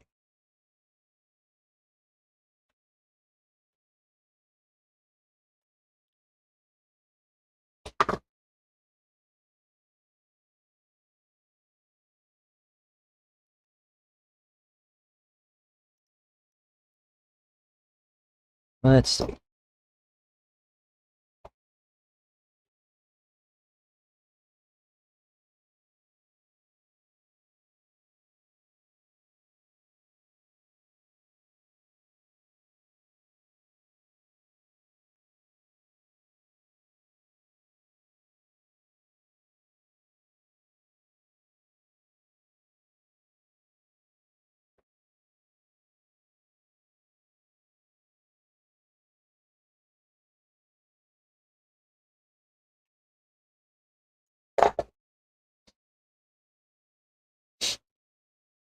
I already have a solution for this to it.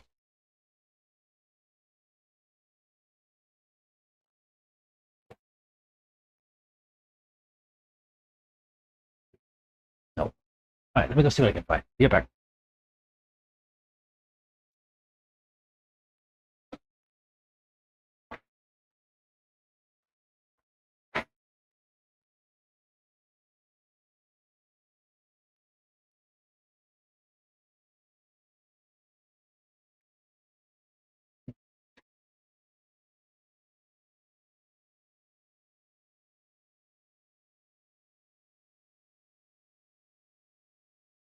All right, rod ends.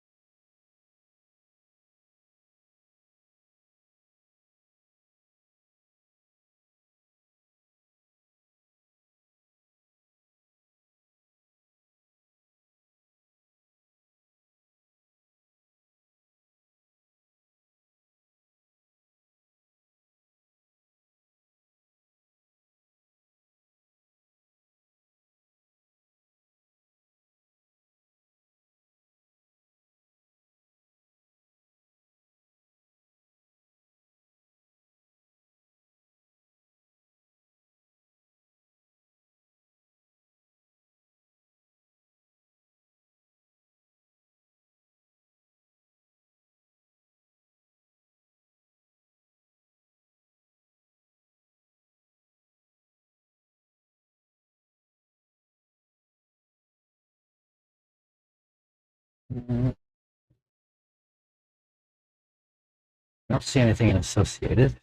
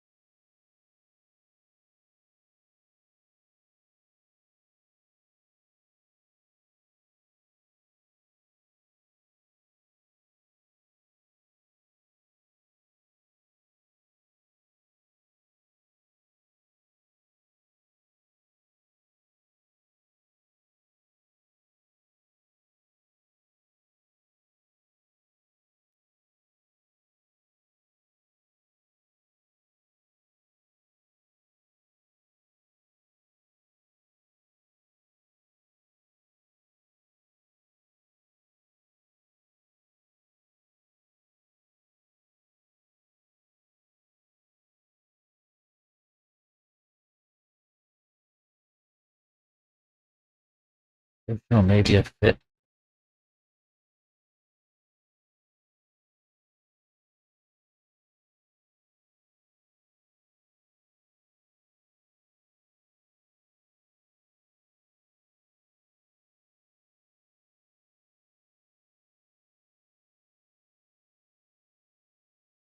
More millimeters.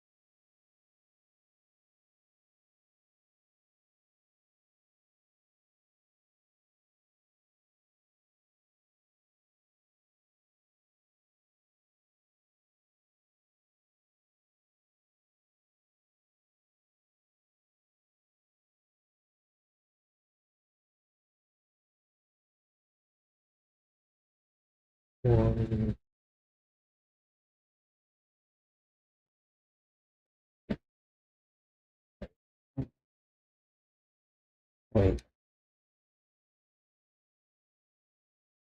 those are the same.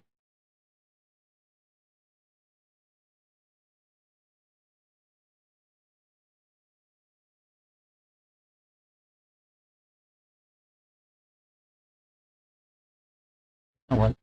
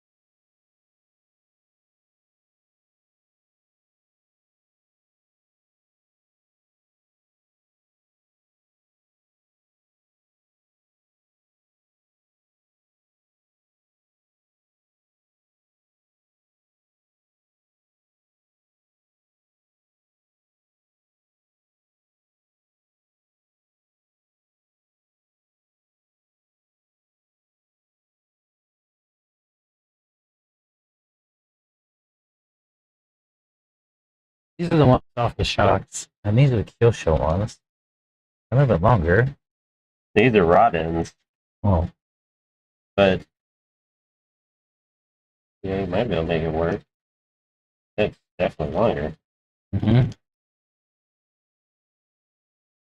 You might be able to make them work. Usually just Really? have to get that ball. It's even.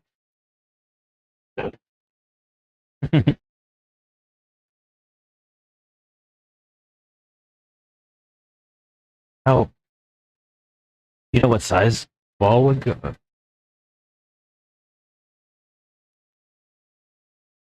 Oh, the ball size?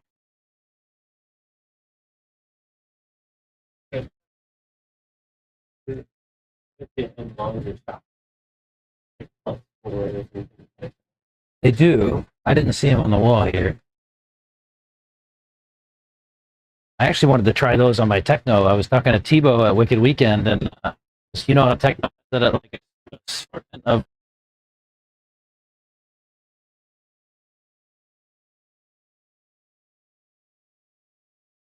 it once.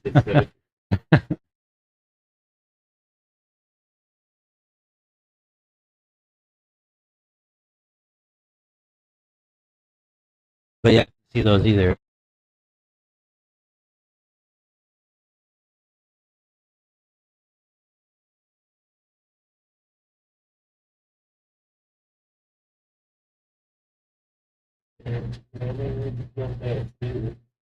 No, on that tree. No.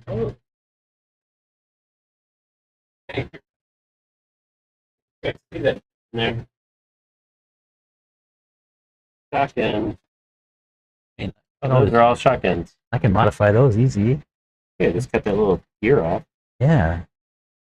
I mean, it doesn't buy me much though. Maybe 2 mil, 3 mil. Yeah. It's got the right size. Yeah, these are bigger. Mm-hmm. The holes in there are bigger. I mean, what do you think? You can always leave them on thread, 2 to 3 turns also. Yeah. I wouldn't go more than 3 turns. More than 3 turns. Okay. All right. I'll do that. I'll put these back.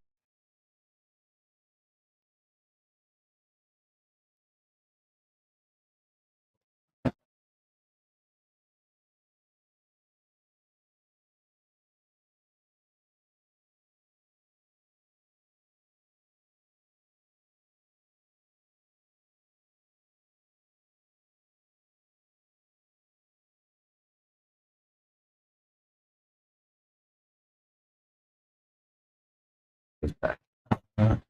No. There's still more to do.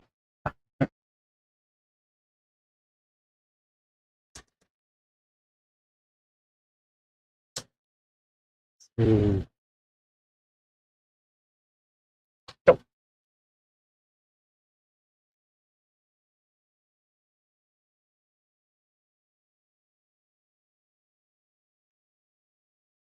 Did you say have stiff nitro tuning?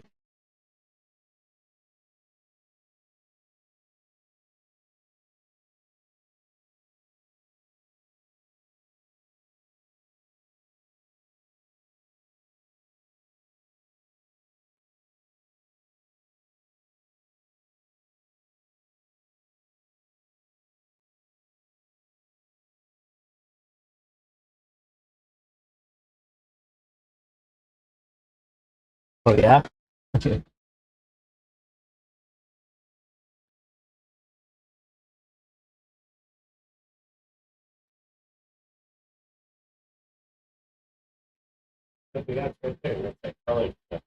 You have Team Thornhill M3 flange nuts? Only one start techno. Okay.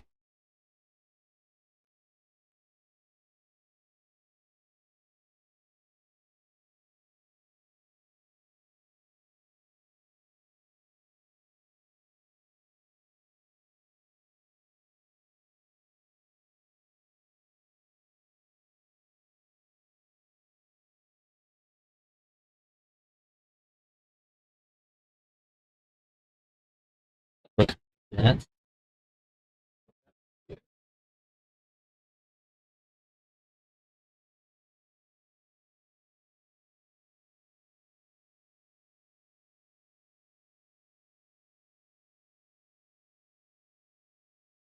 kind of thin. okay.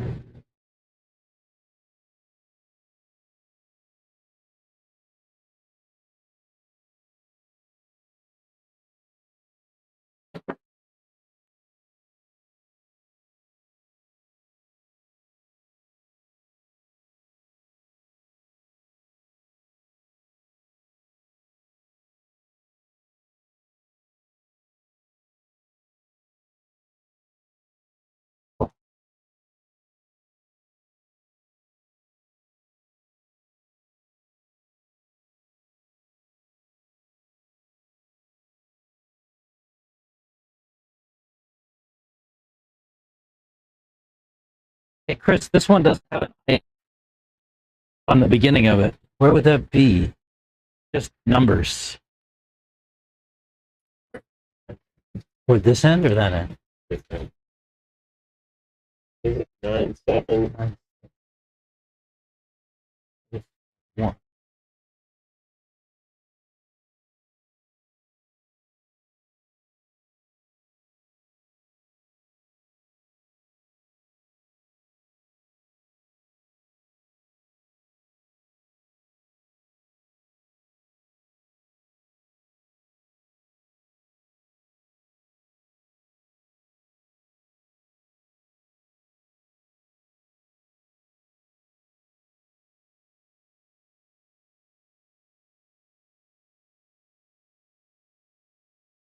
Like Yeah. being that $5. Sure. Hello. Use it while you can. Sweet. Let me try these out and see how this goes. And then, yeah, I'll get that thing ready and I'll drive it. Thank you, sir.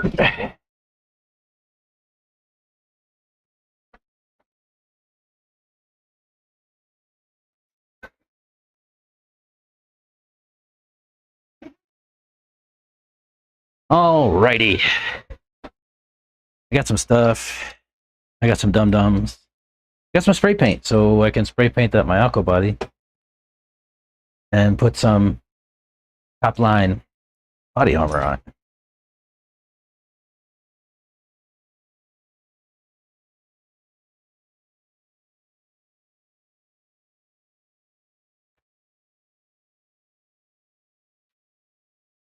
Buffering kind of bad today. All right, I'm gonna keep an eye on the. I'll keep an eye on the stuff. So I got these rod ends. I'm gonna try them.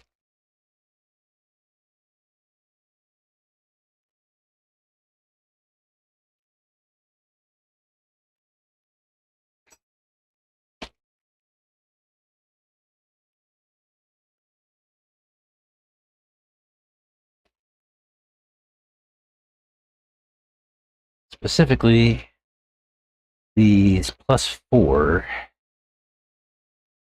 ball ends, and then I just need to shave off some plastic.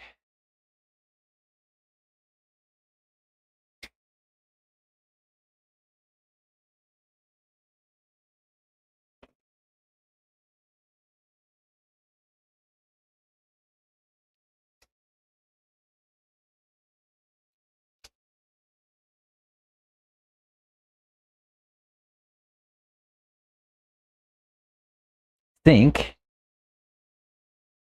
spring perch will sit right down on there if I get it right.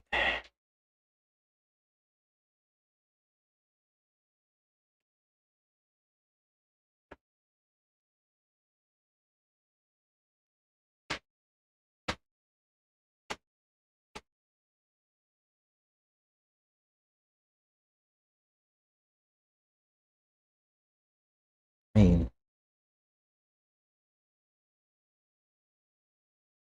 pretty good. Now we'll Oh.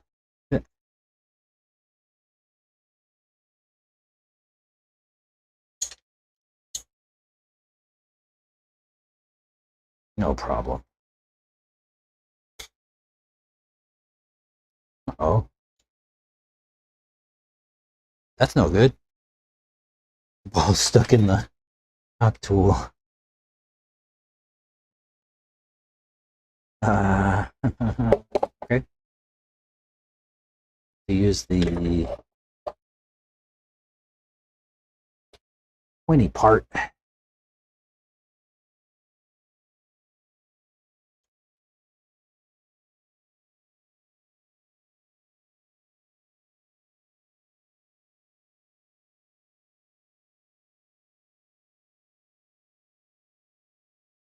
Maybe this will be easier with the no wrench.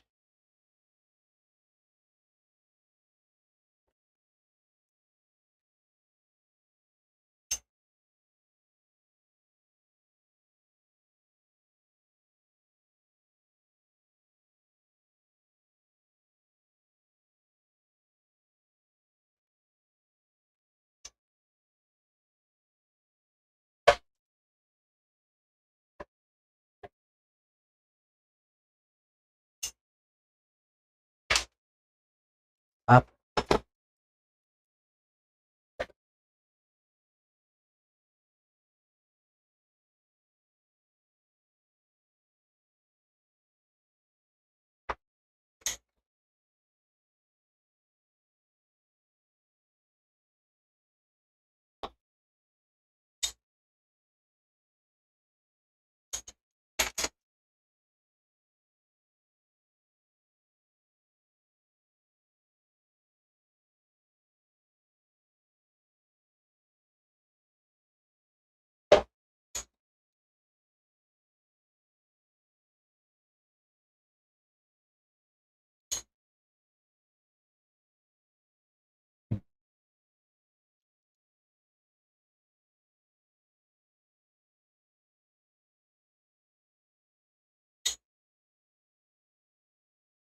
Okay.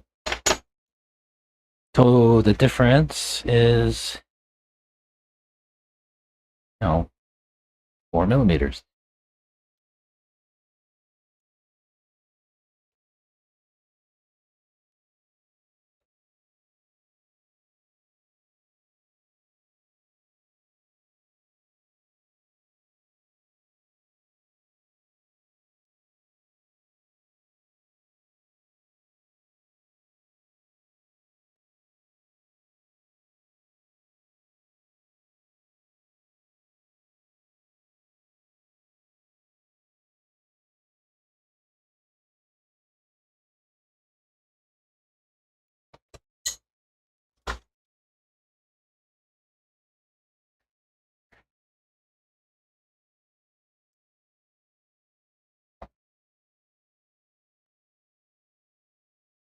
See what happens.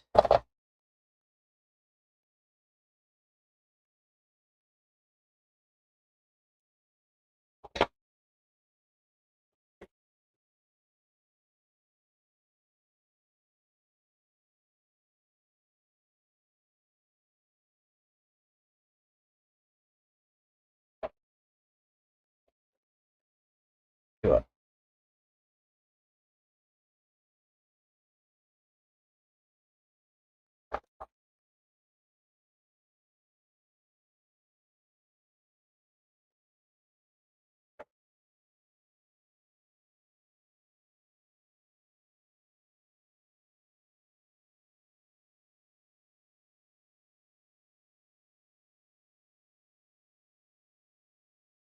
Why am I doing this without a stand?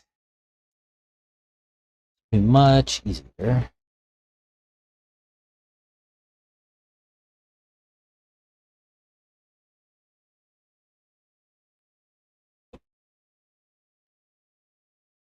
I'm gonna put my screw. I think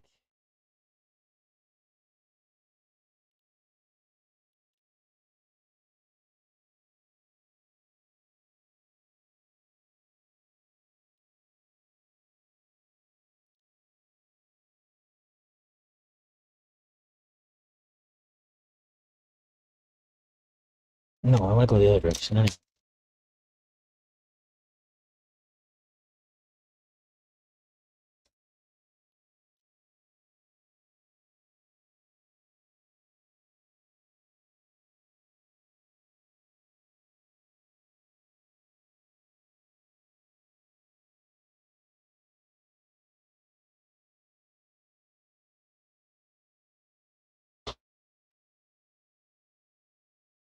Oh.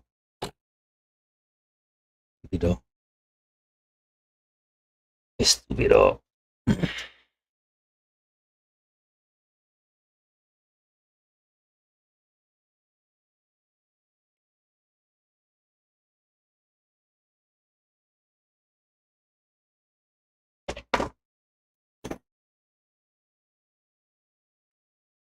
That's more troop.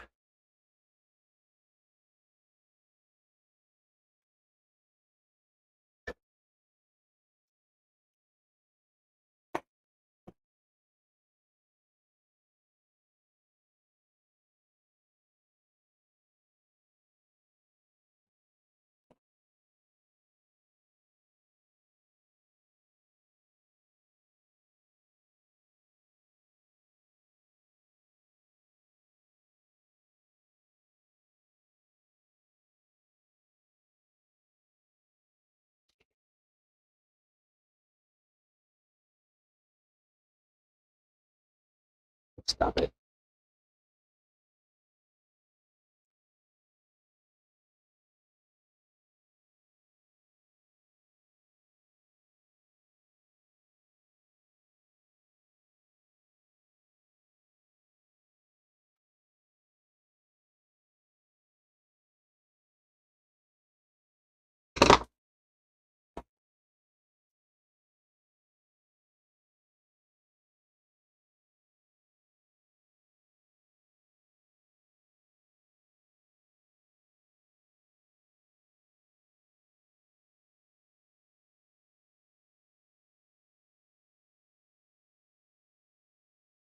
Hmm.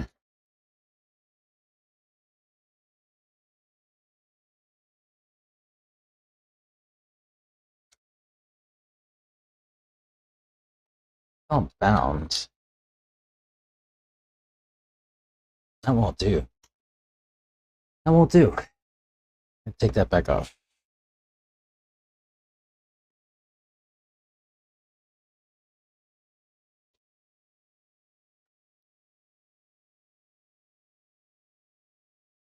Goes loose. It's, okay. Need a different length screw.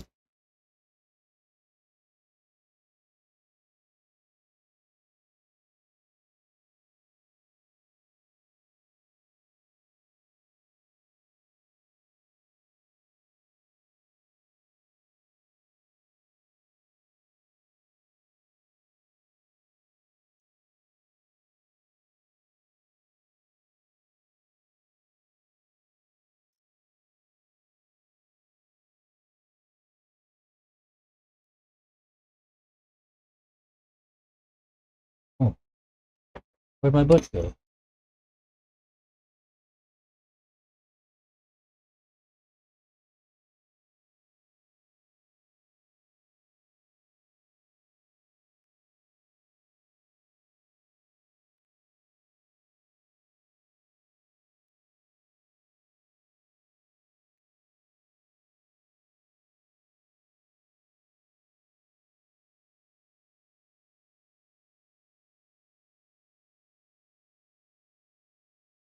Cool.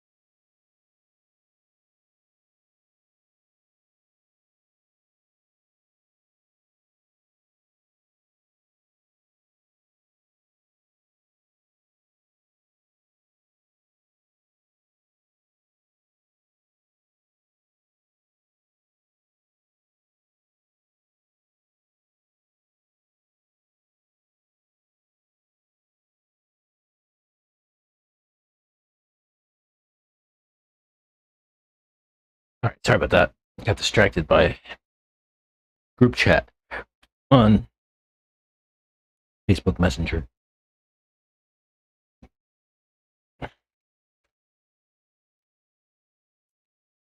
Dial out on this group.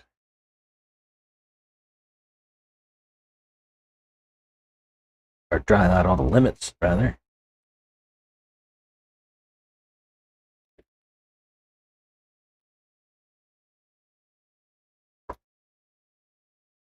And we need to take off this shock, put a new end on it.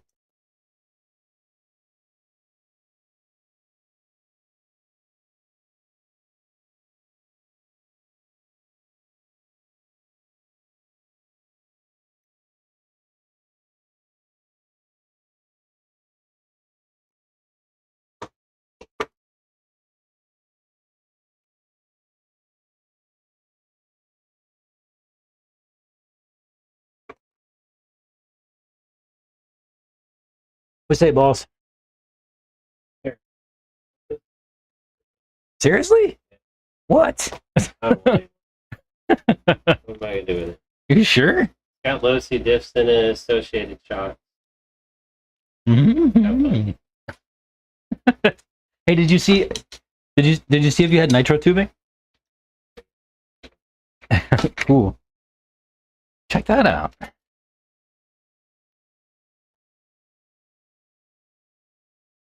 OC diffs. This is a custom build jobby here. Wow, happy birthday, he said. Huh, that's pretty cool. So this was Nagama. And he put Losi arms. Associated shocks.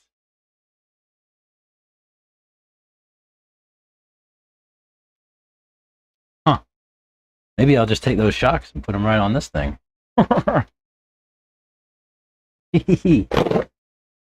How's that?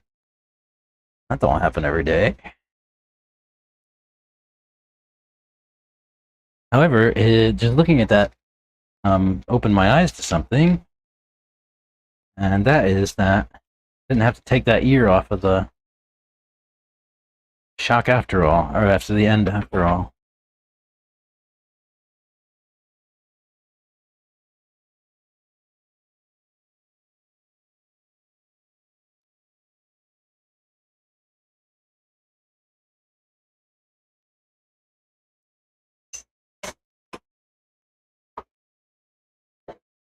Kyoto. Okay. Yeah, that's nice and thick. I've been offered as high as $2,500 for your spot in the world. Seriously? You want it? Kicking myself for letting you stay. Do you want Stay. it? That's a lot of money.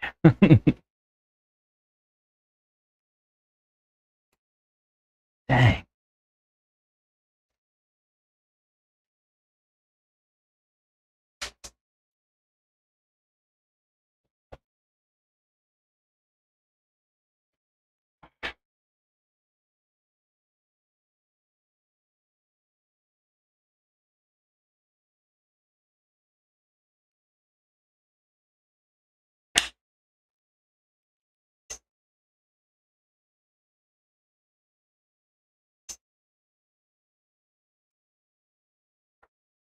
Mm.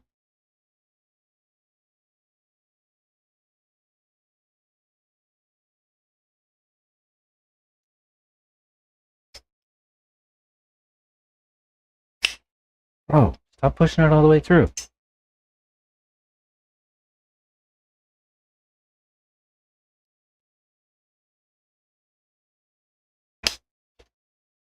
Son of a bitch. Just shot this thing over into space. Never find it again.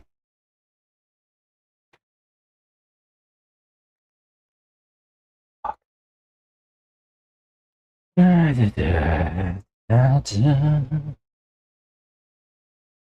don't. Are you serious right now?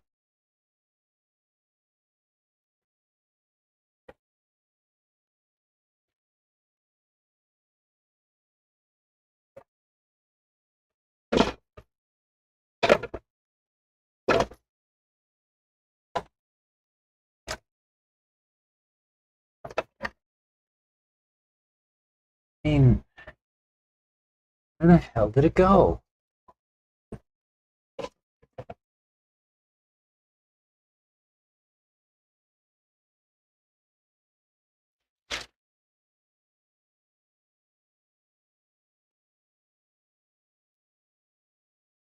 I do.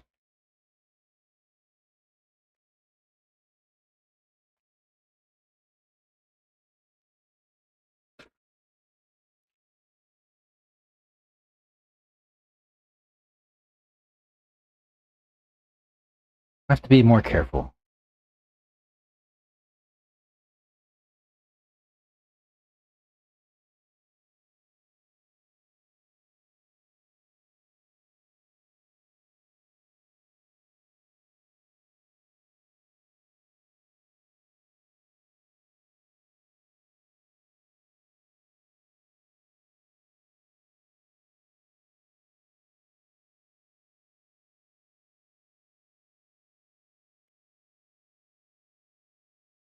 See if I can keep this one in place.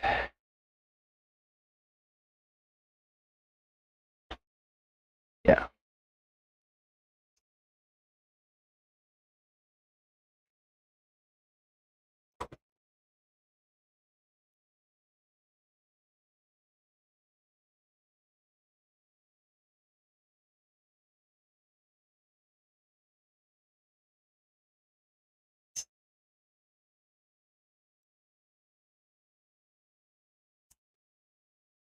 Oh, I just did it again. Mm.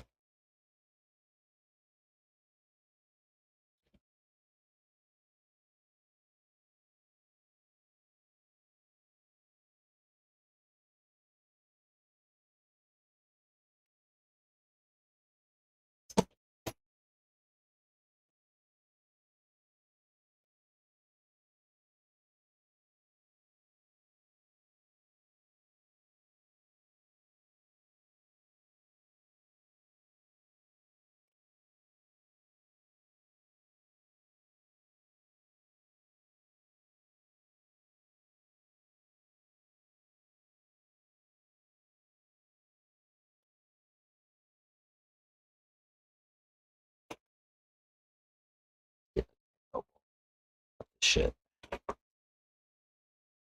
All right.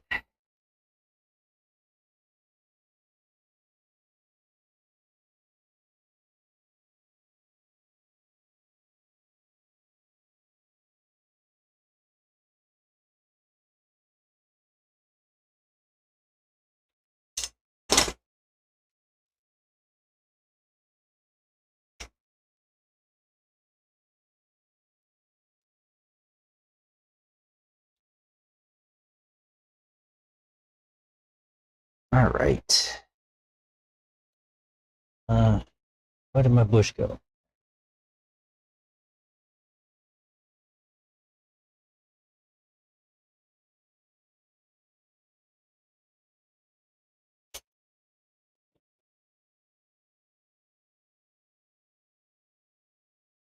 Dude.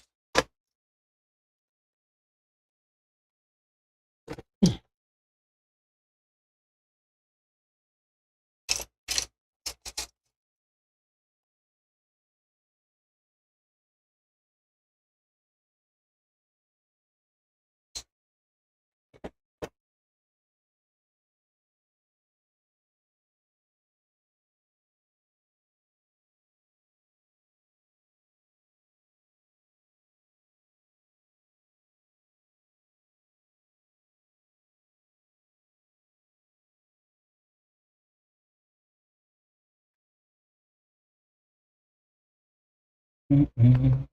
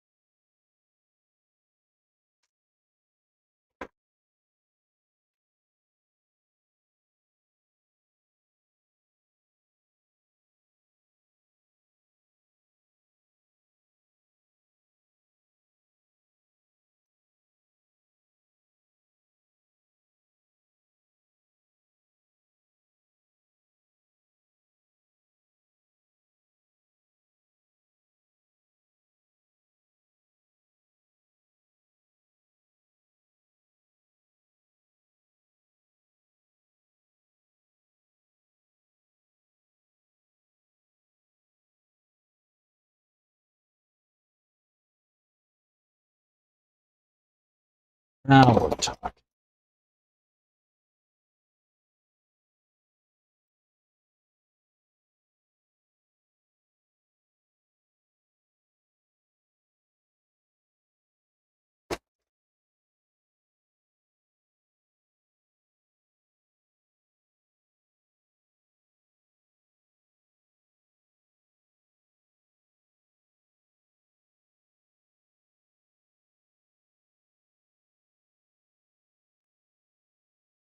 Now we're talking. Let me put a little heat on.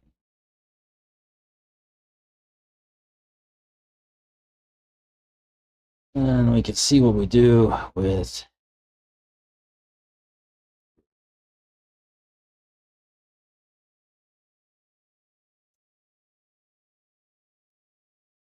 well, we might have solved some problems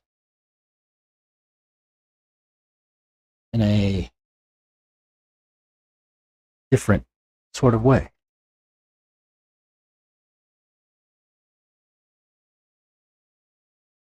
Chat.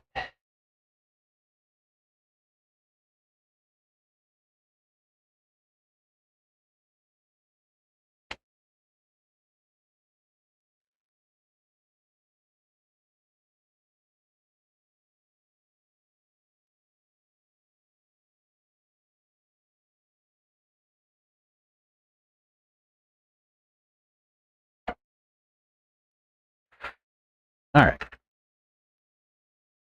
think we are back in business. Feels good.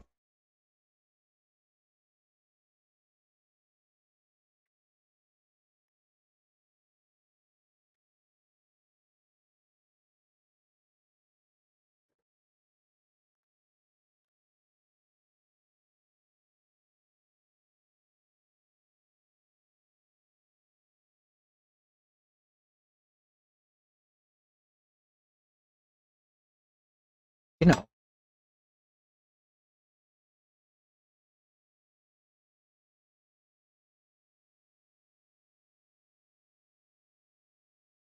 no.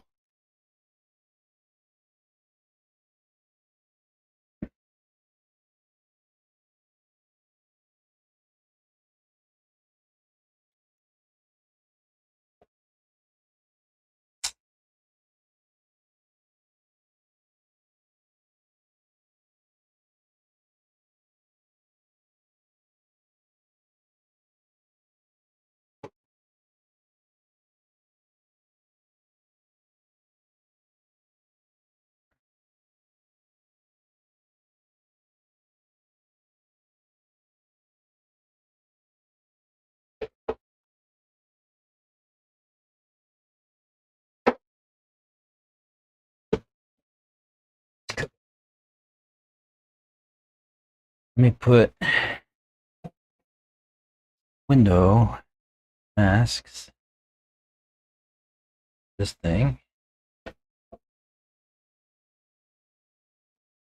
What's the?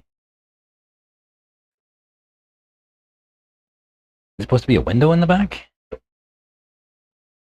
Weird. Let's see.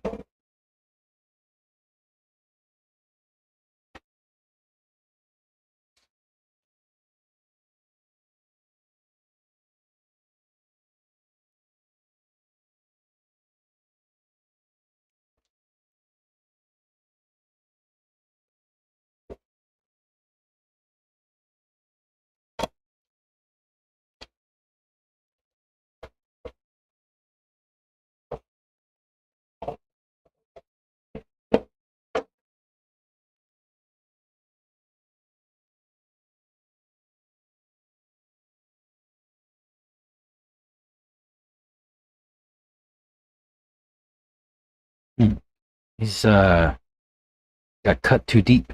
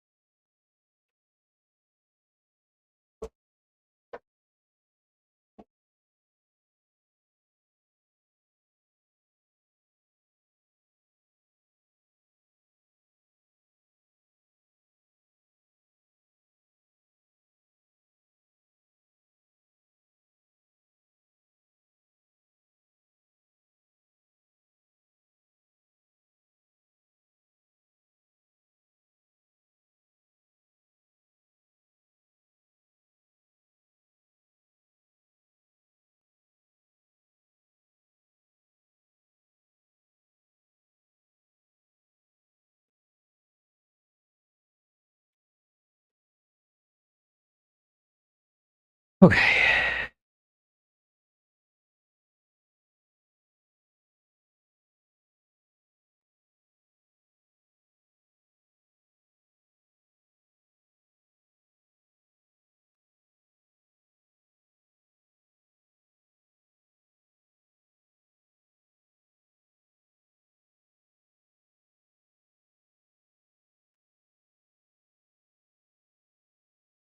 We'll do that later.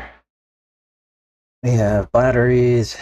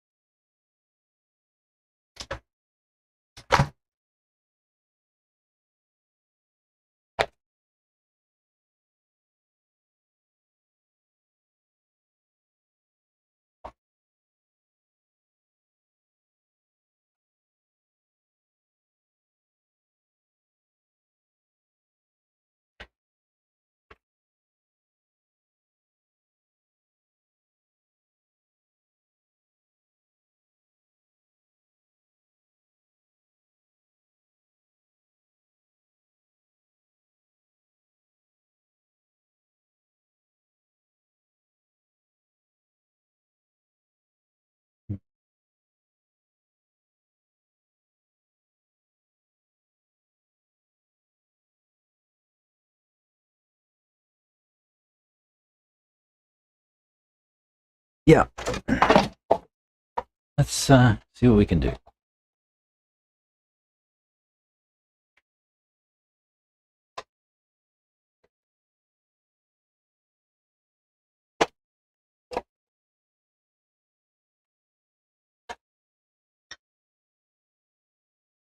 And we have all the droop. All the droop. All the droop.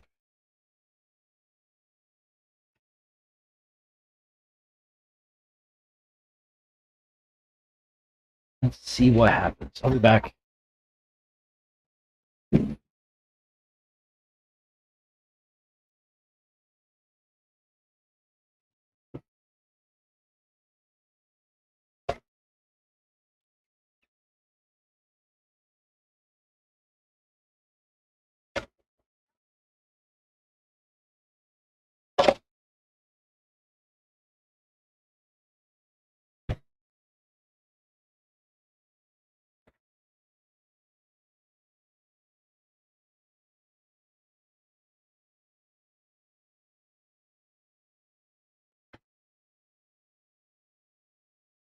I'm going to put her on the track, Chris. You want to drive it?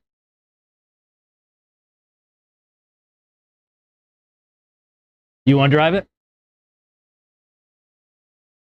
All right. All right.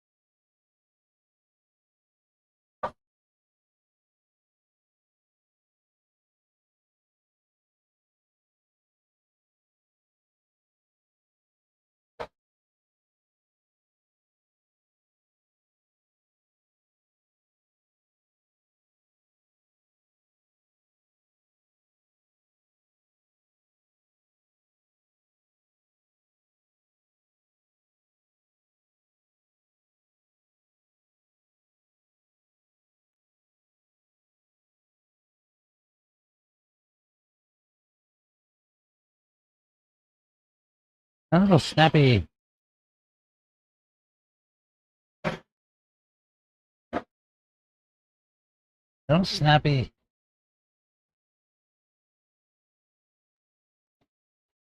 A little snappy on the mid.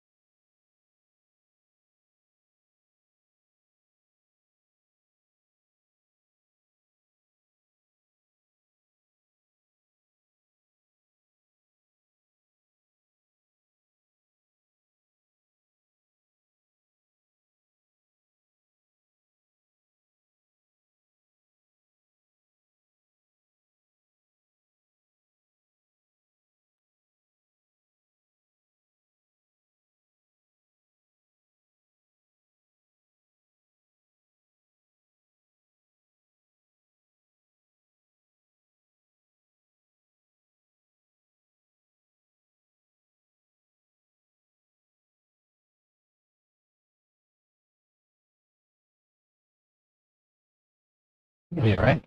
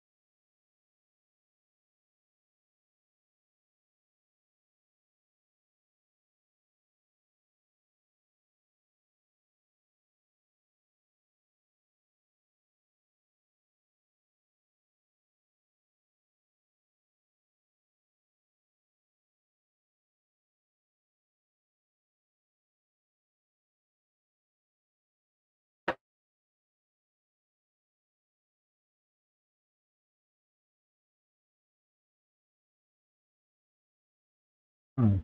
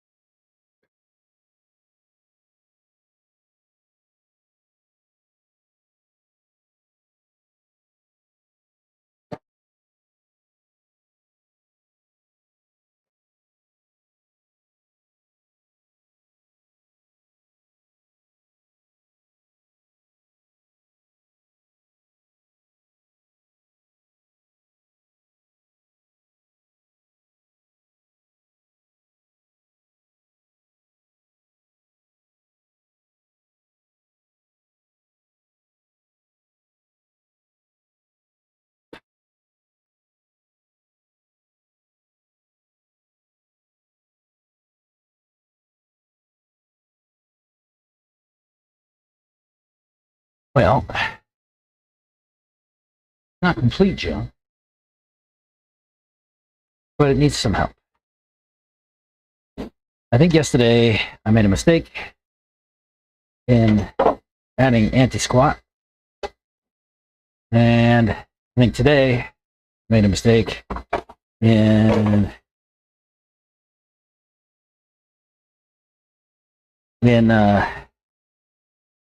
not taking out some droop. So I'm gonna fix those problems. Take those anti-squat pills out and take some droop out.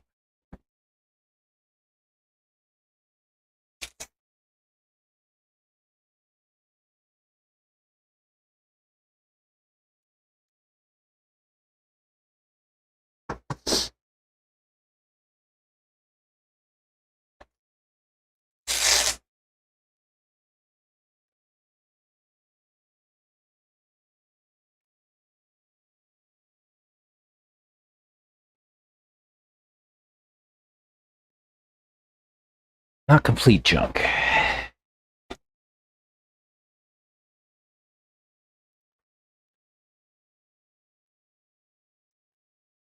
Now your internet stopped working. That's no good.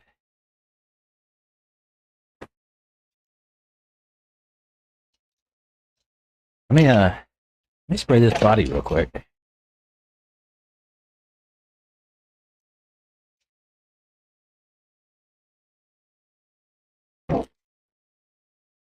Be right back.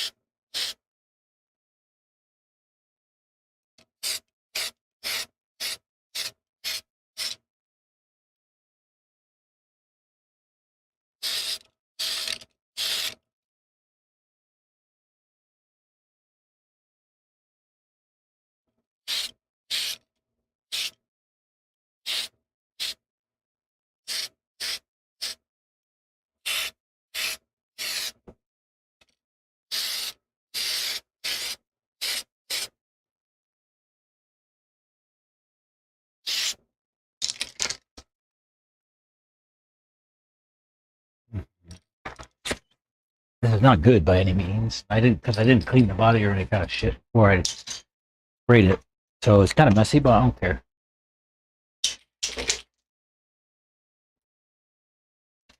Fed. I'm gonna take some droop out of the back of this, or some droop out of the back of this, and some anti-squat out of the back of this thing. And I'm gonna try it again. That's all I'm gonna do today. It's hot.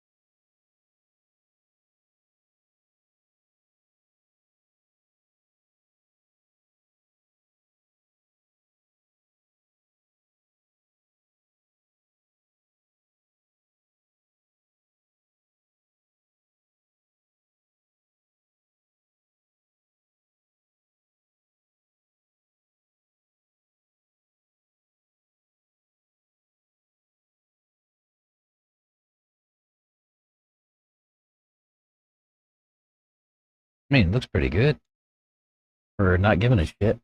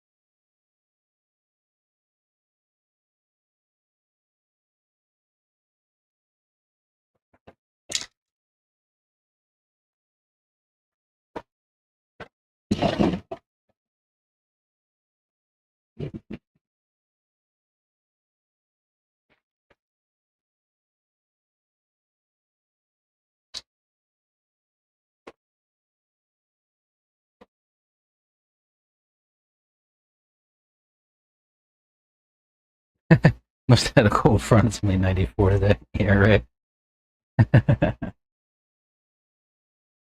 Indeed.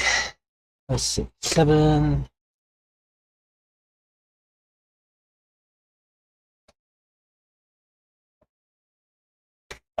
Mm-hmm. Mm-hmm.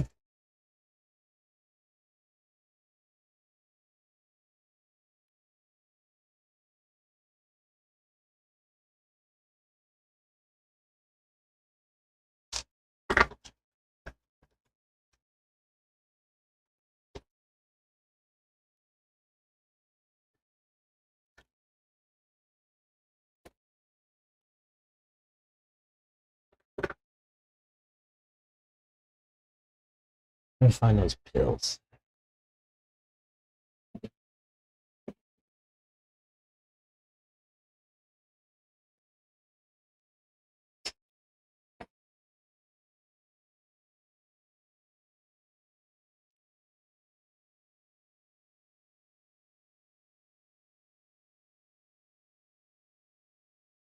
Zero.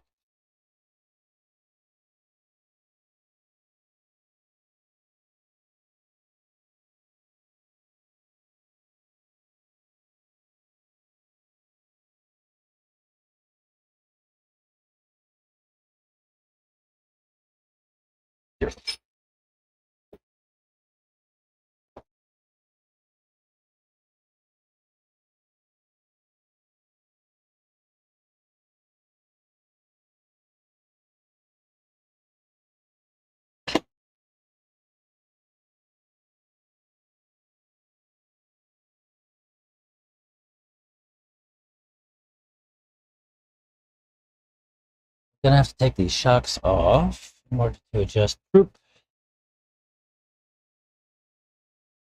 Might as well do that now.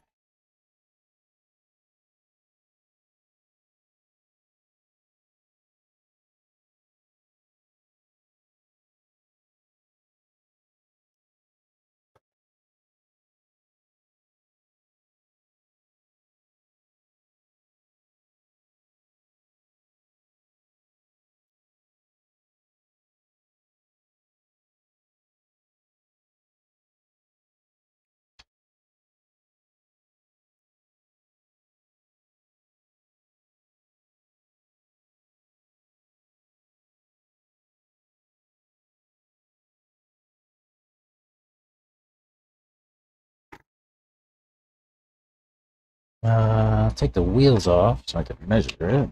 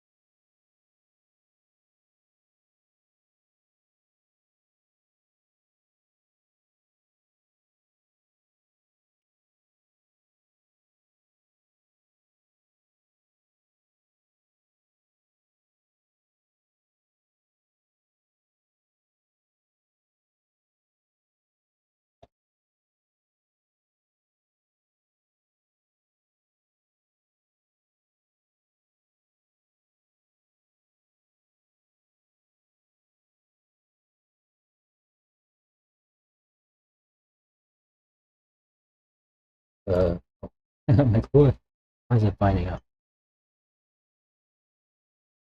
Okay. Uh,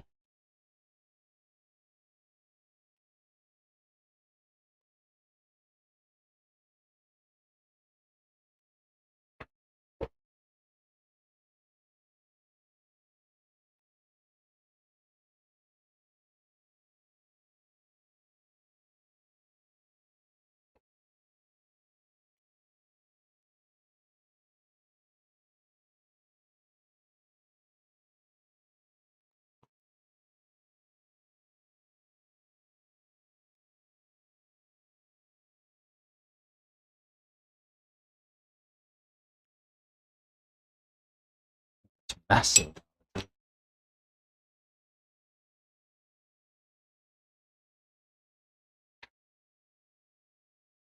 It's like below -8.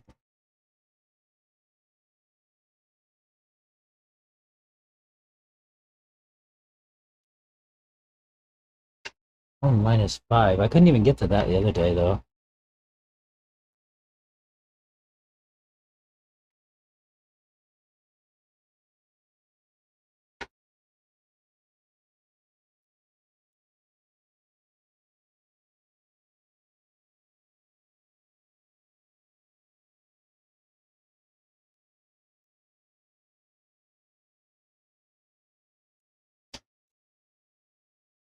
Front, we've got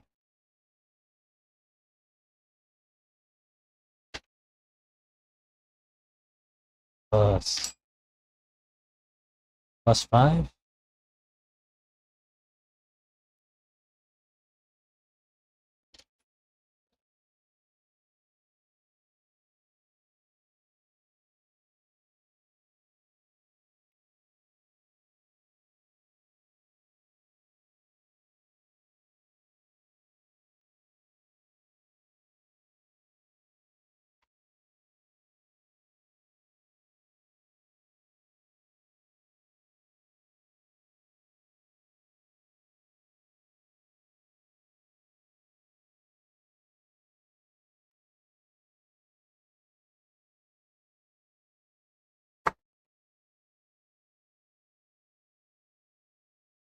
Get this 0.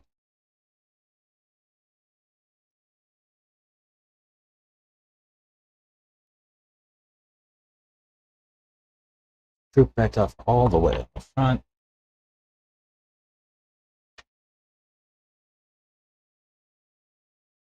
Gets me to -3. I'm going to go up to 0.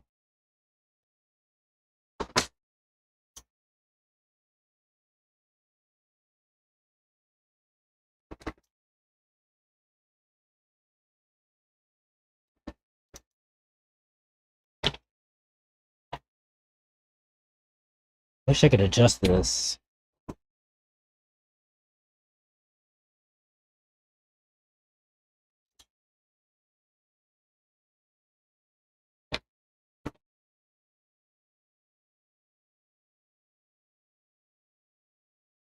To 0.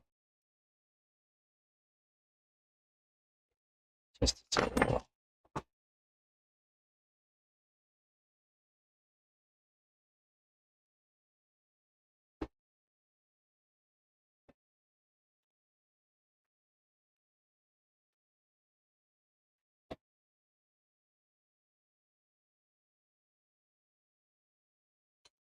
Okay.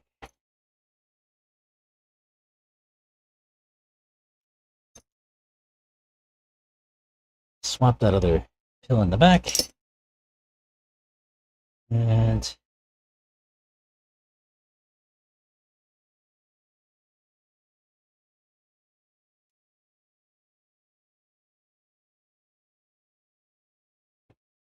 what color paint was that? PS3. Light blue. And then I backed it with white.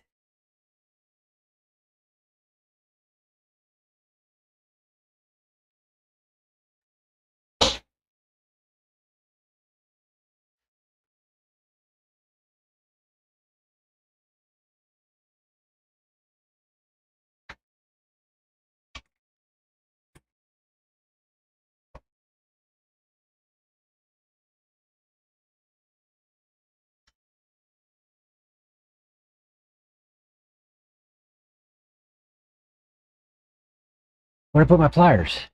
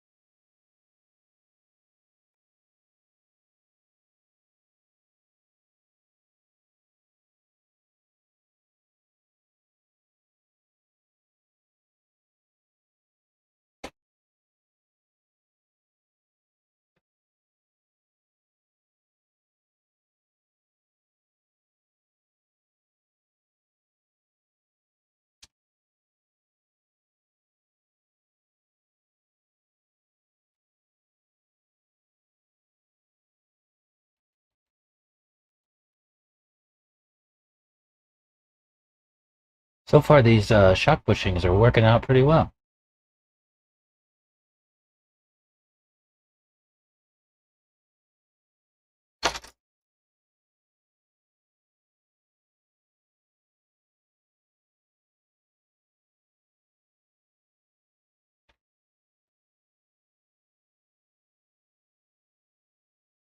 Oh, I forgot my carbon fiber plate. Where did I put that?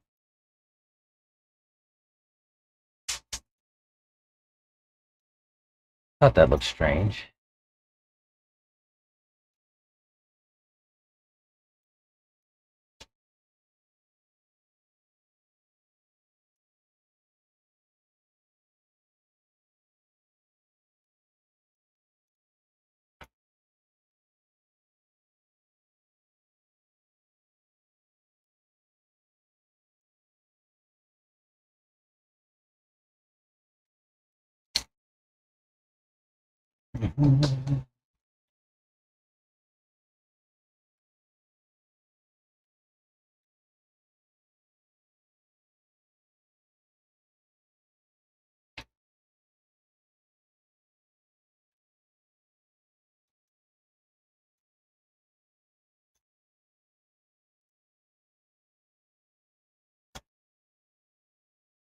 All right. So 0.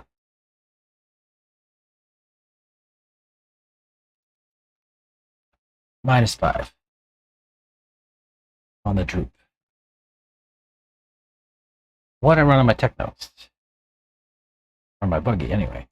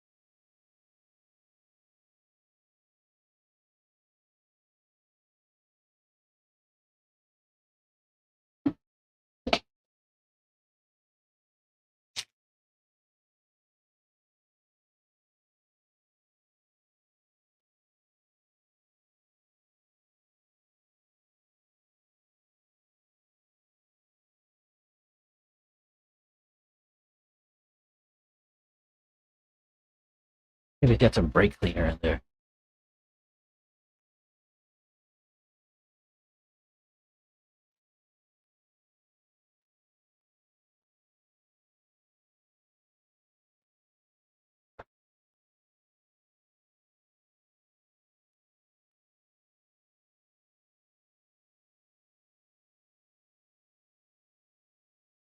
Oh no. They didn't come back in, so I'm thinking it wasn't that great. Not great. Left all the droop in. At Mayako. I did. He goes, "Do you want to drive it?" And I go, "No, it's a pile of crap." Yeah, He it's goes, kind of I go, "Go try it. If it's good, come get me." And he never came and got me. So. It's kind of a pile of crap. I went up in shocks, like you said, to 800 all around. It's better, but he pointed out like that I had no droop in the back, and so I put. He had like twice the droop in the front. Yeah. I couldn't even get any more out of it. No. So we went through this. And found I yelled at that wasn't. No, so I set it -5. But that's my next run. I'll see how that goes. I would just for fun, take the shocks off that other car Yeah. and just put them on there and see if they work. Okay. Just for fun of it, Yeah. Because it's a lay down car, and that was like the best shock package I ever came up Okay. with for that car. So I don't. Yeah. But yours is a lot more lay down than that. So I don't know. Yeah, I don't know either. No idea. Where? All I know is when I felt that the Miyagi, I was like, ugh. It was like when I drove it. It's Yeah, like it there's was. honey in the shocks right now. I mean, it is just like. That would be better than when I drove. Oh, So really? yeah, when you was drove like- it was 600 in the front and 450 in the front, 800 all around. Feels very. It was very thick. Yeah. But I don't know how it feels on track. I know What's that, Ethan? on I the said it bench. might not even be that. No, it didn't It's- that's thick. it's- Thick. I don't know. It was. Yeah. Yeah. Yeah. I don't know. I am not impressed with the lay down cars. I tried very hard to make that piece of crap that SUV work. You can do whatever you want with that thing, but at least got diffs in there you might want to use. Yeah. Try the shocks or springs or whatever you want to do with it, man. You drag it behind your car on the way home. I don't care what you do with it. Yeah, I might try those. Let's see. Do you have a brake cleaner in here? I think I don't know. Don't worry about I it. need to go buy actually a case. I usually just go to the auto parts store and buy a case. Yeah. And sell it. Yeah. That's what I use. But I think all we got. Ever since I switched to using Simple Green to clean tires and stuff, Yeah. I haven't really carried brake cleaner very much. Yeah. I only use it to kill wasps. There's a wasp spray right there. You have wasp spray? Yeah, right there. There's two Oh, different cans perfect. Right there. Oh, that's termites. Sorry. Thanks, Oh, stuff. No, it's not. There you go. All right. You're like trying to build a nest, like right up. Yeah. Yeah. I ran out of. Termites. Did you get that sorted? They're back. They're like plants and stuff in the back. Oh, Lance Oh, no, Devin. David, I thought you said the termite. Back in, not the Because termite. We bombed it, and then we used that all over.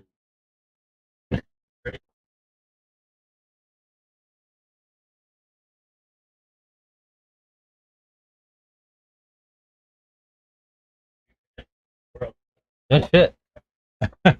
Nice. Yeah, they wouldn't like to have termites in there for that.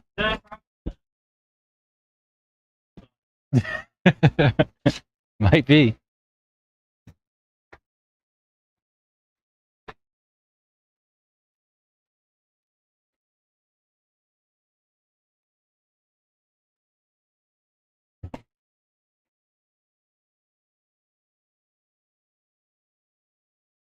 Whoa.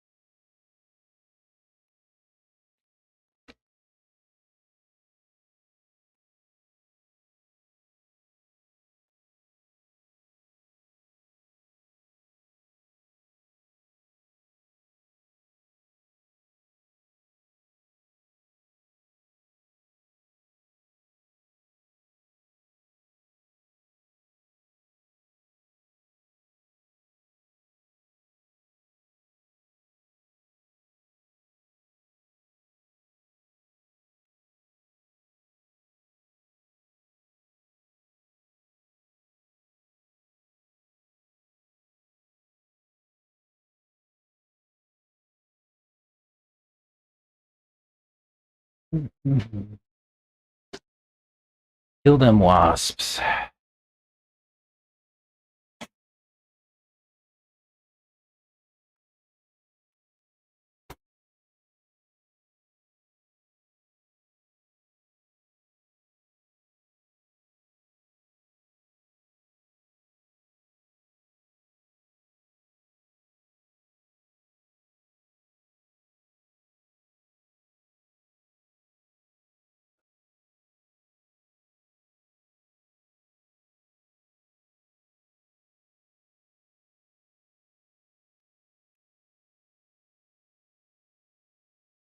had another thought.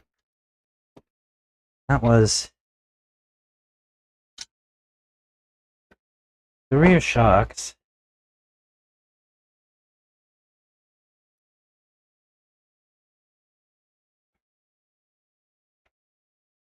I'm going to take that rear spacer out.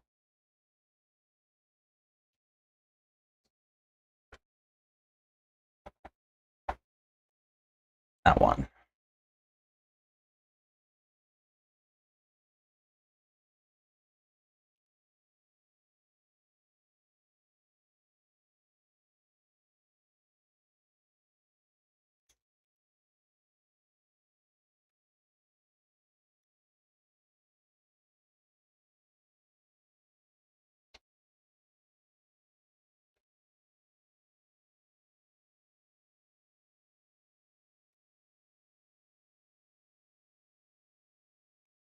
That was a big change that I made today that I'm sure was ideal.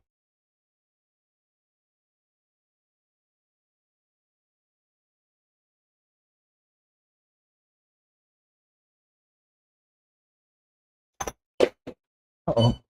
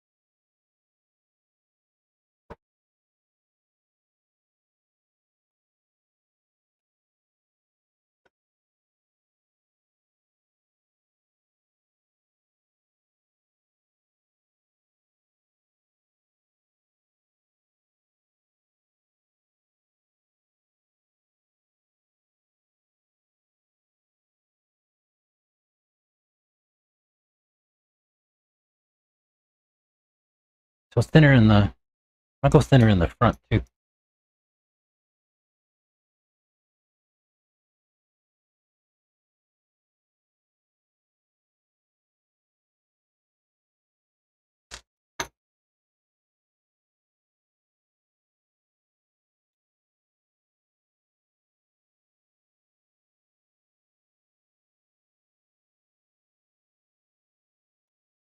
Then I'll try Chris's shocks.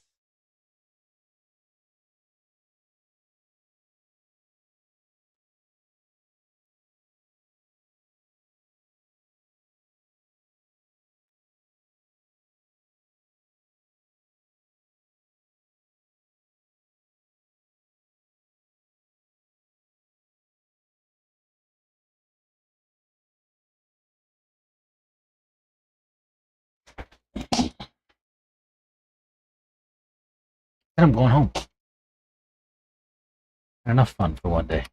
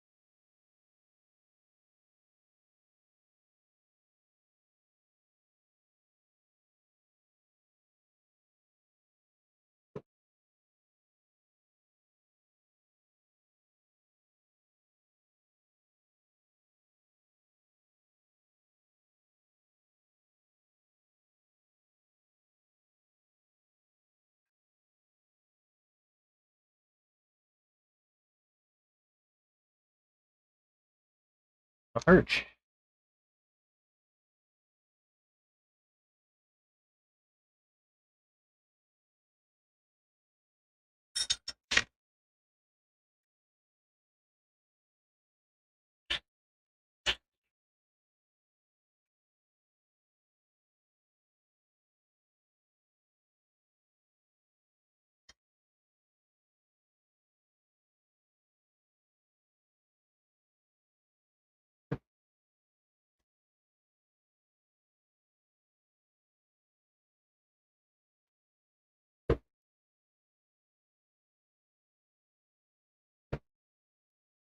Going somewhere between 6 and 800.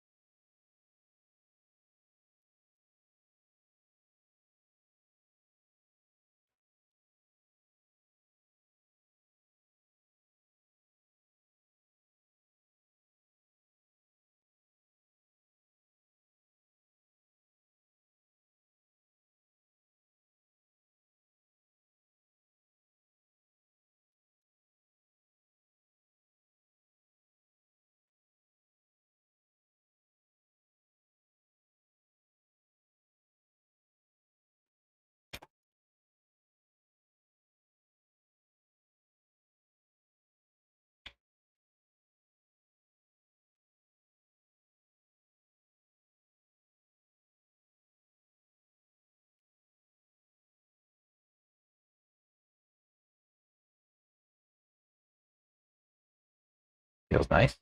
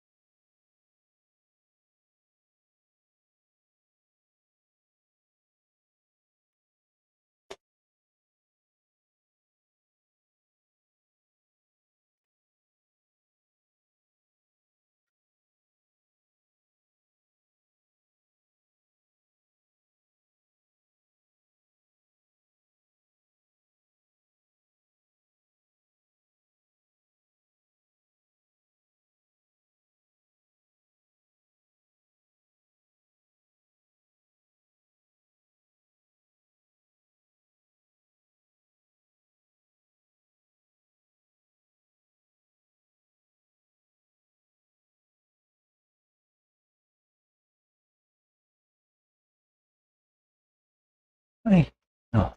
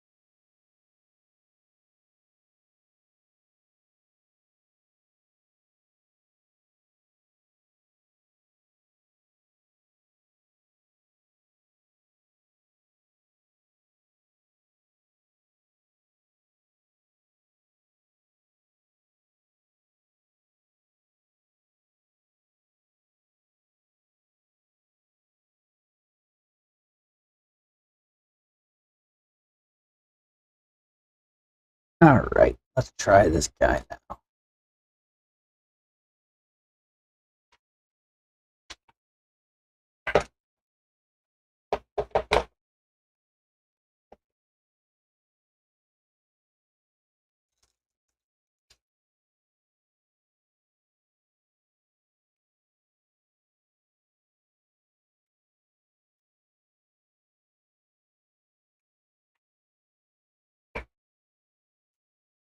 Then I'll try that nitro tubing later too, maybe tomorrow.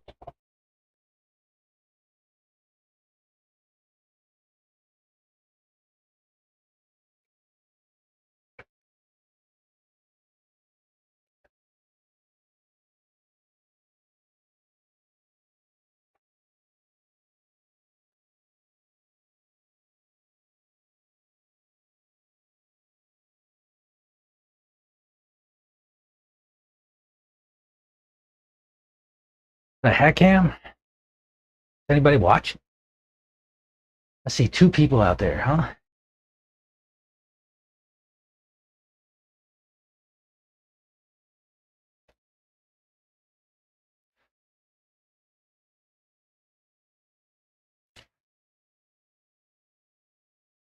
Hack Cam or no?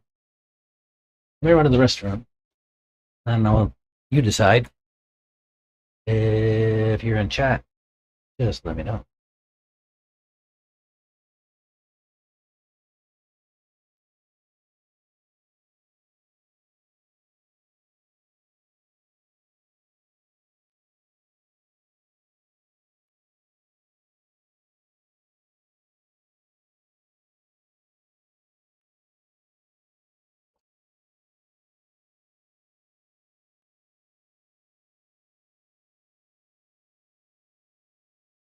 I'll be right back.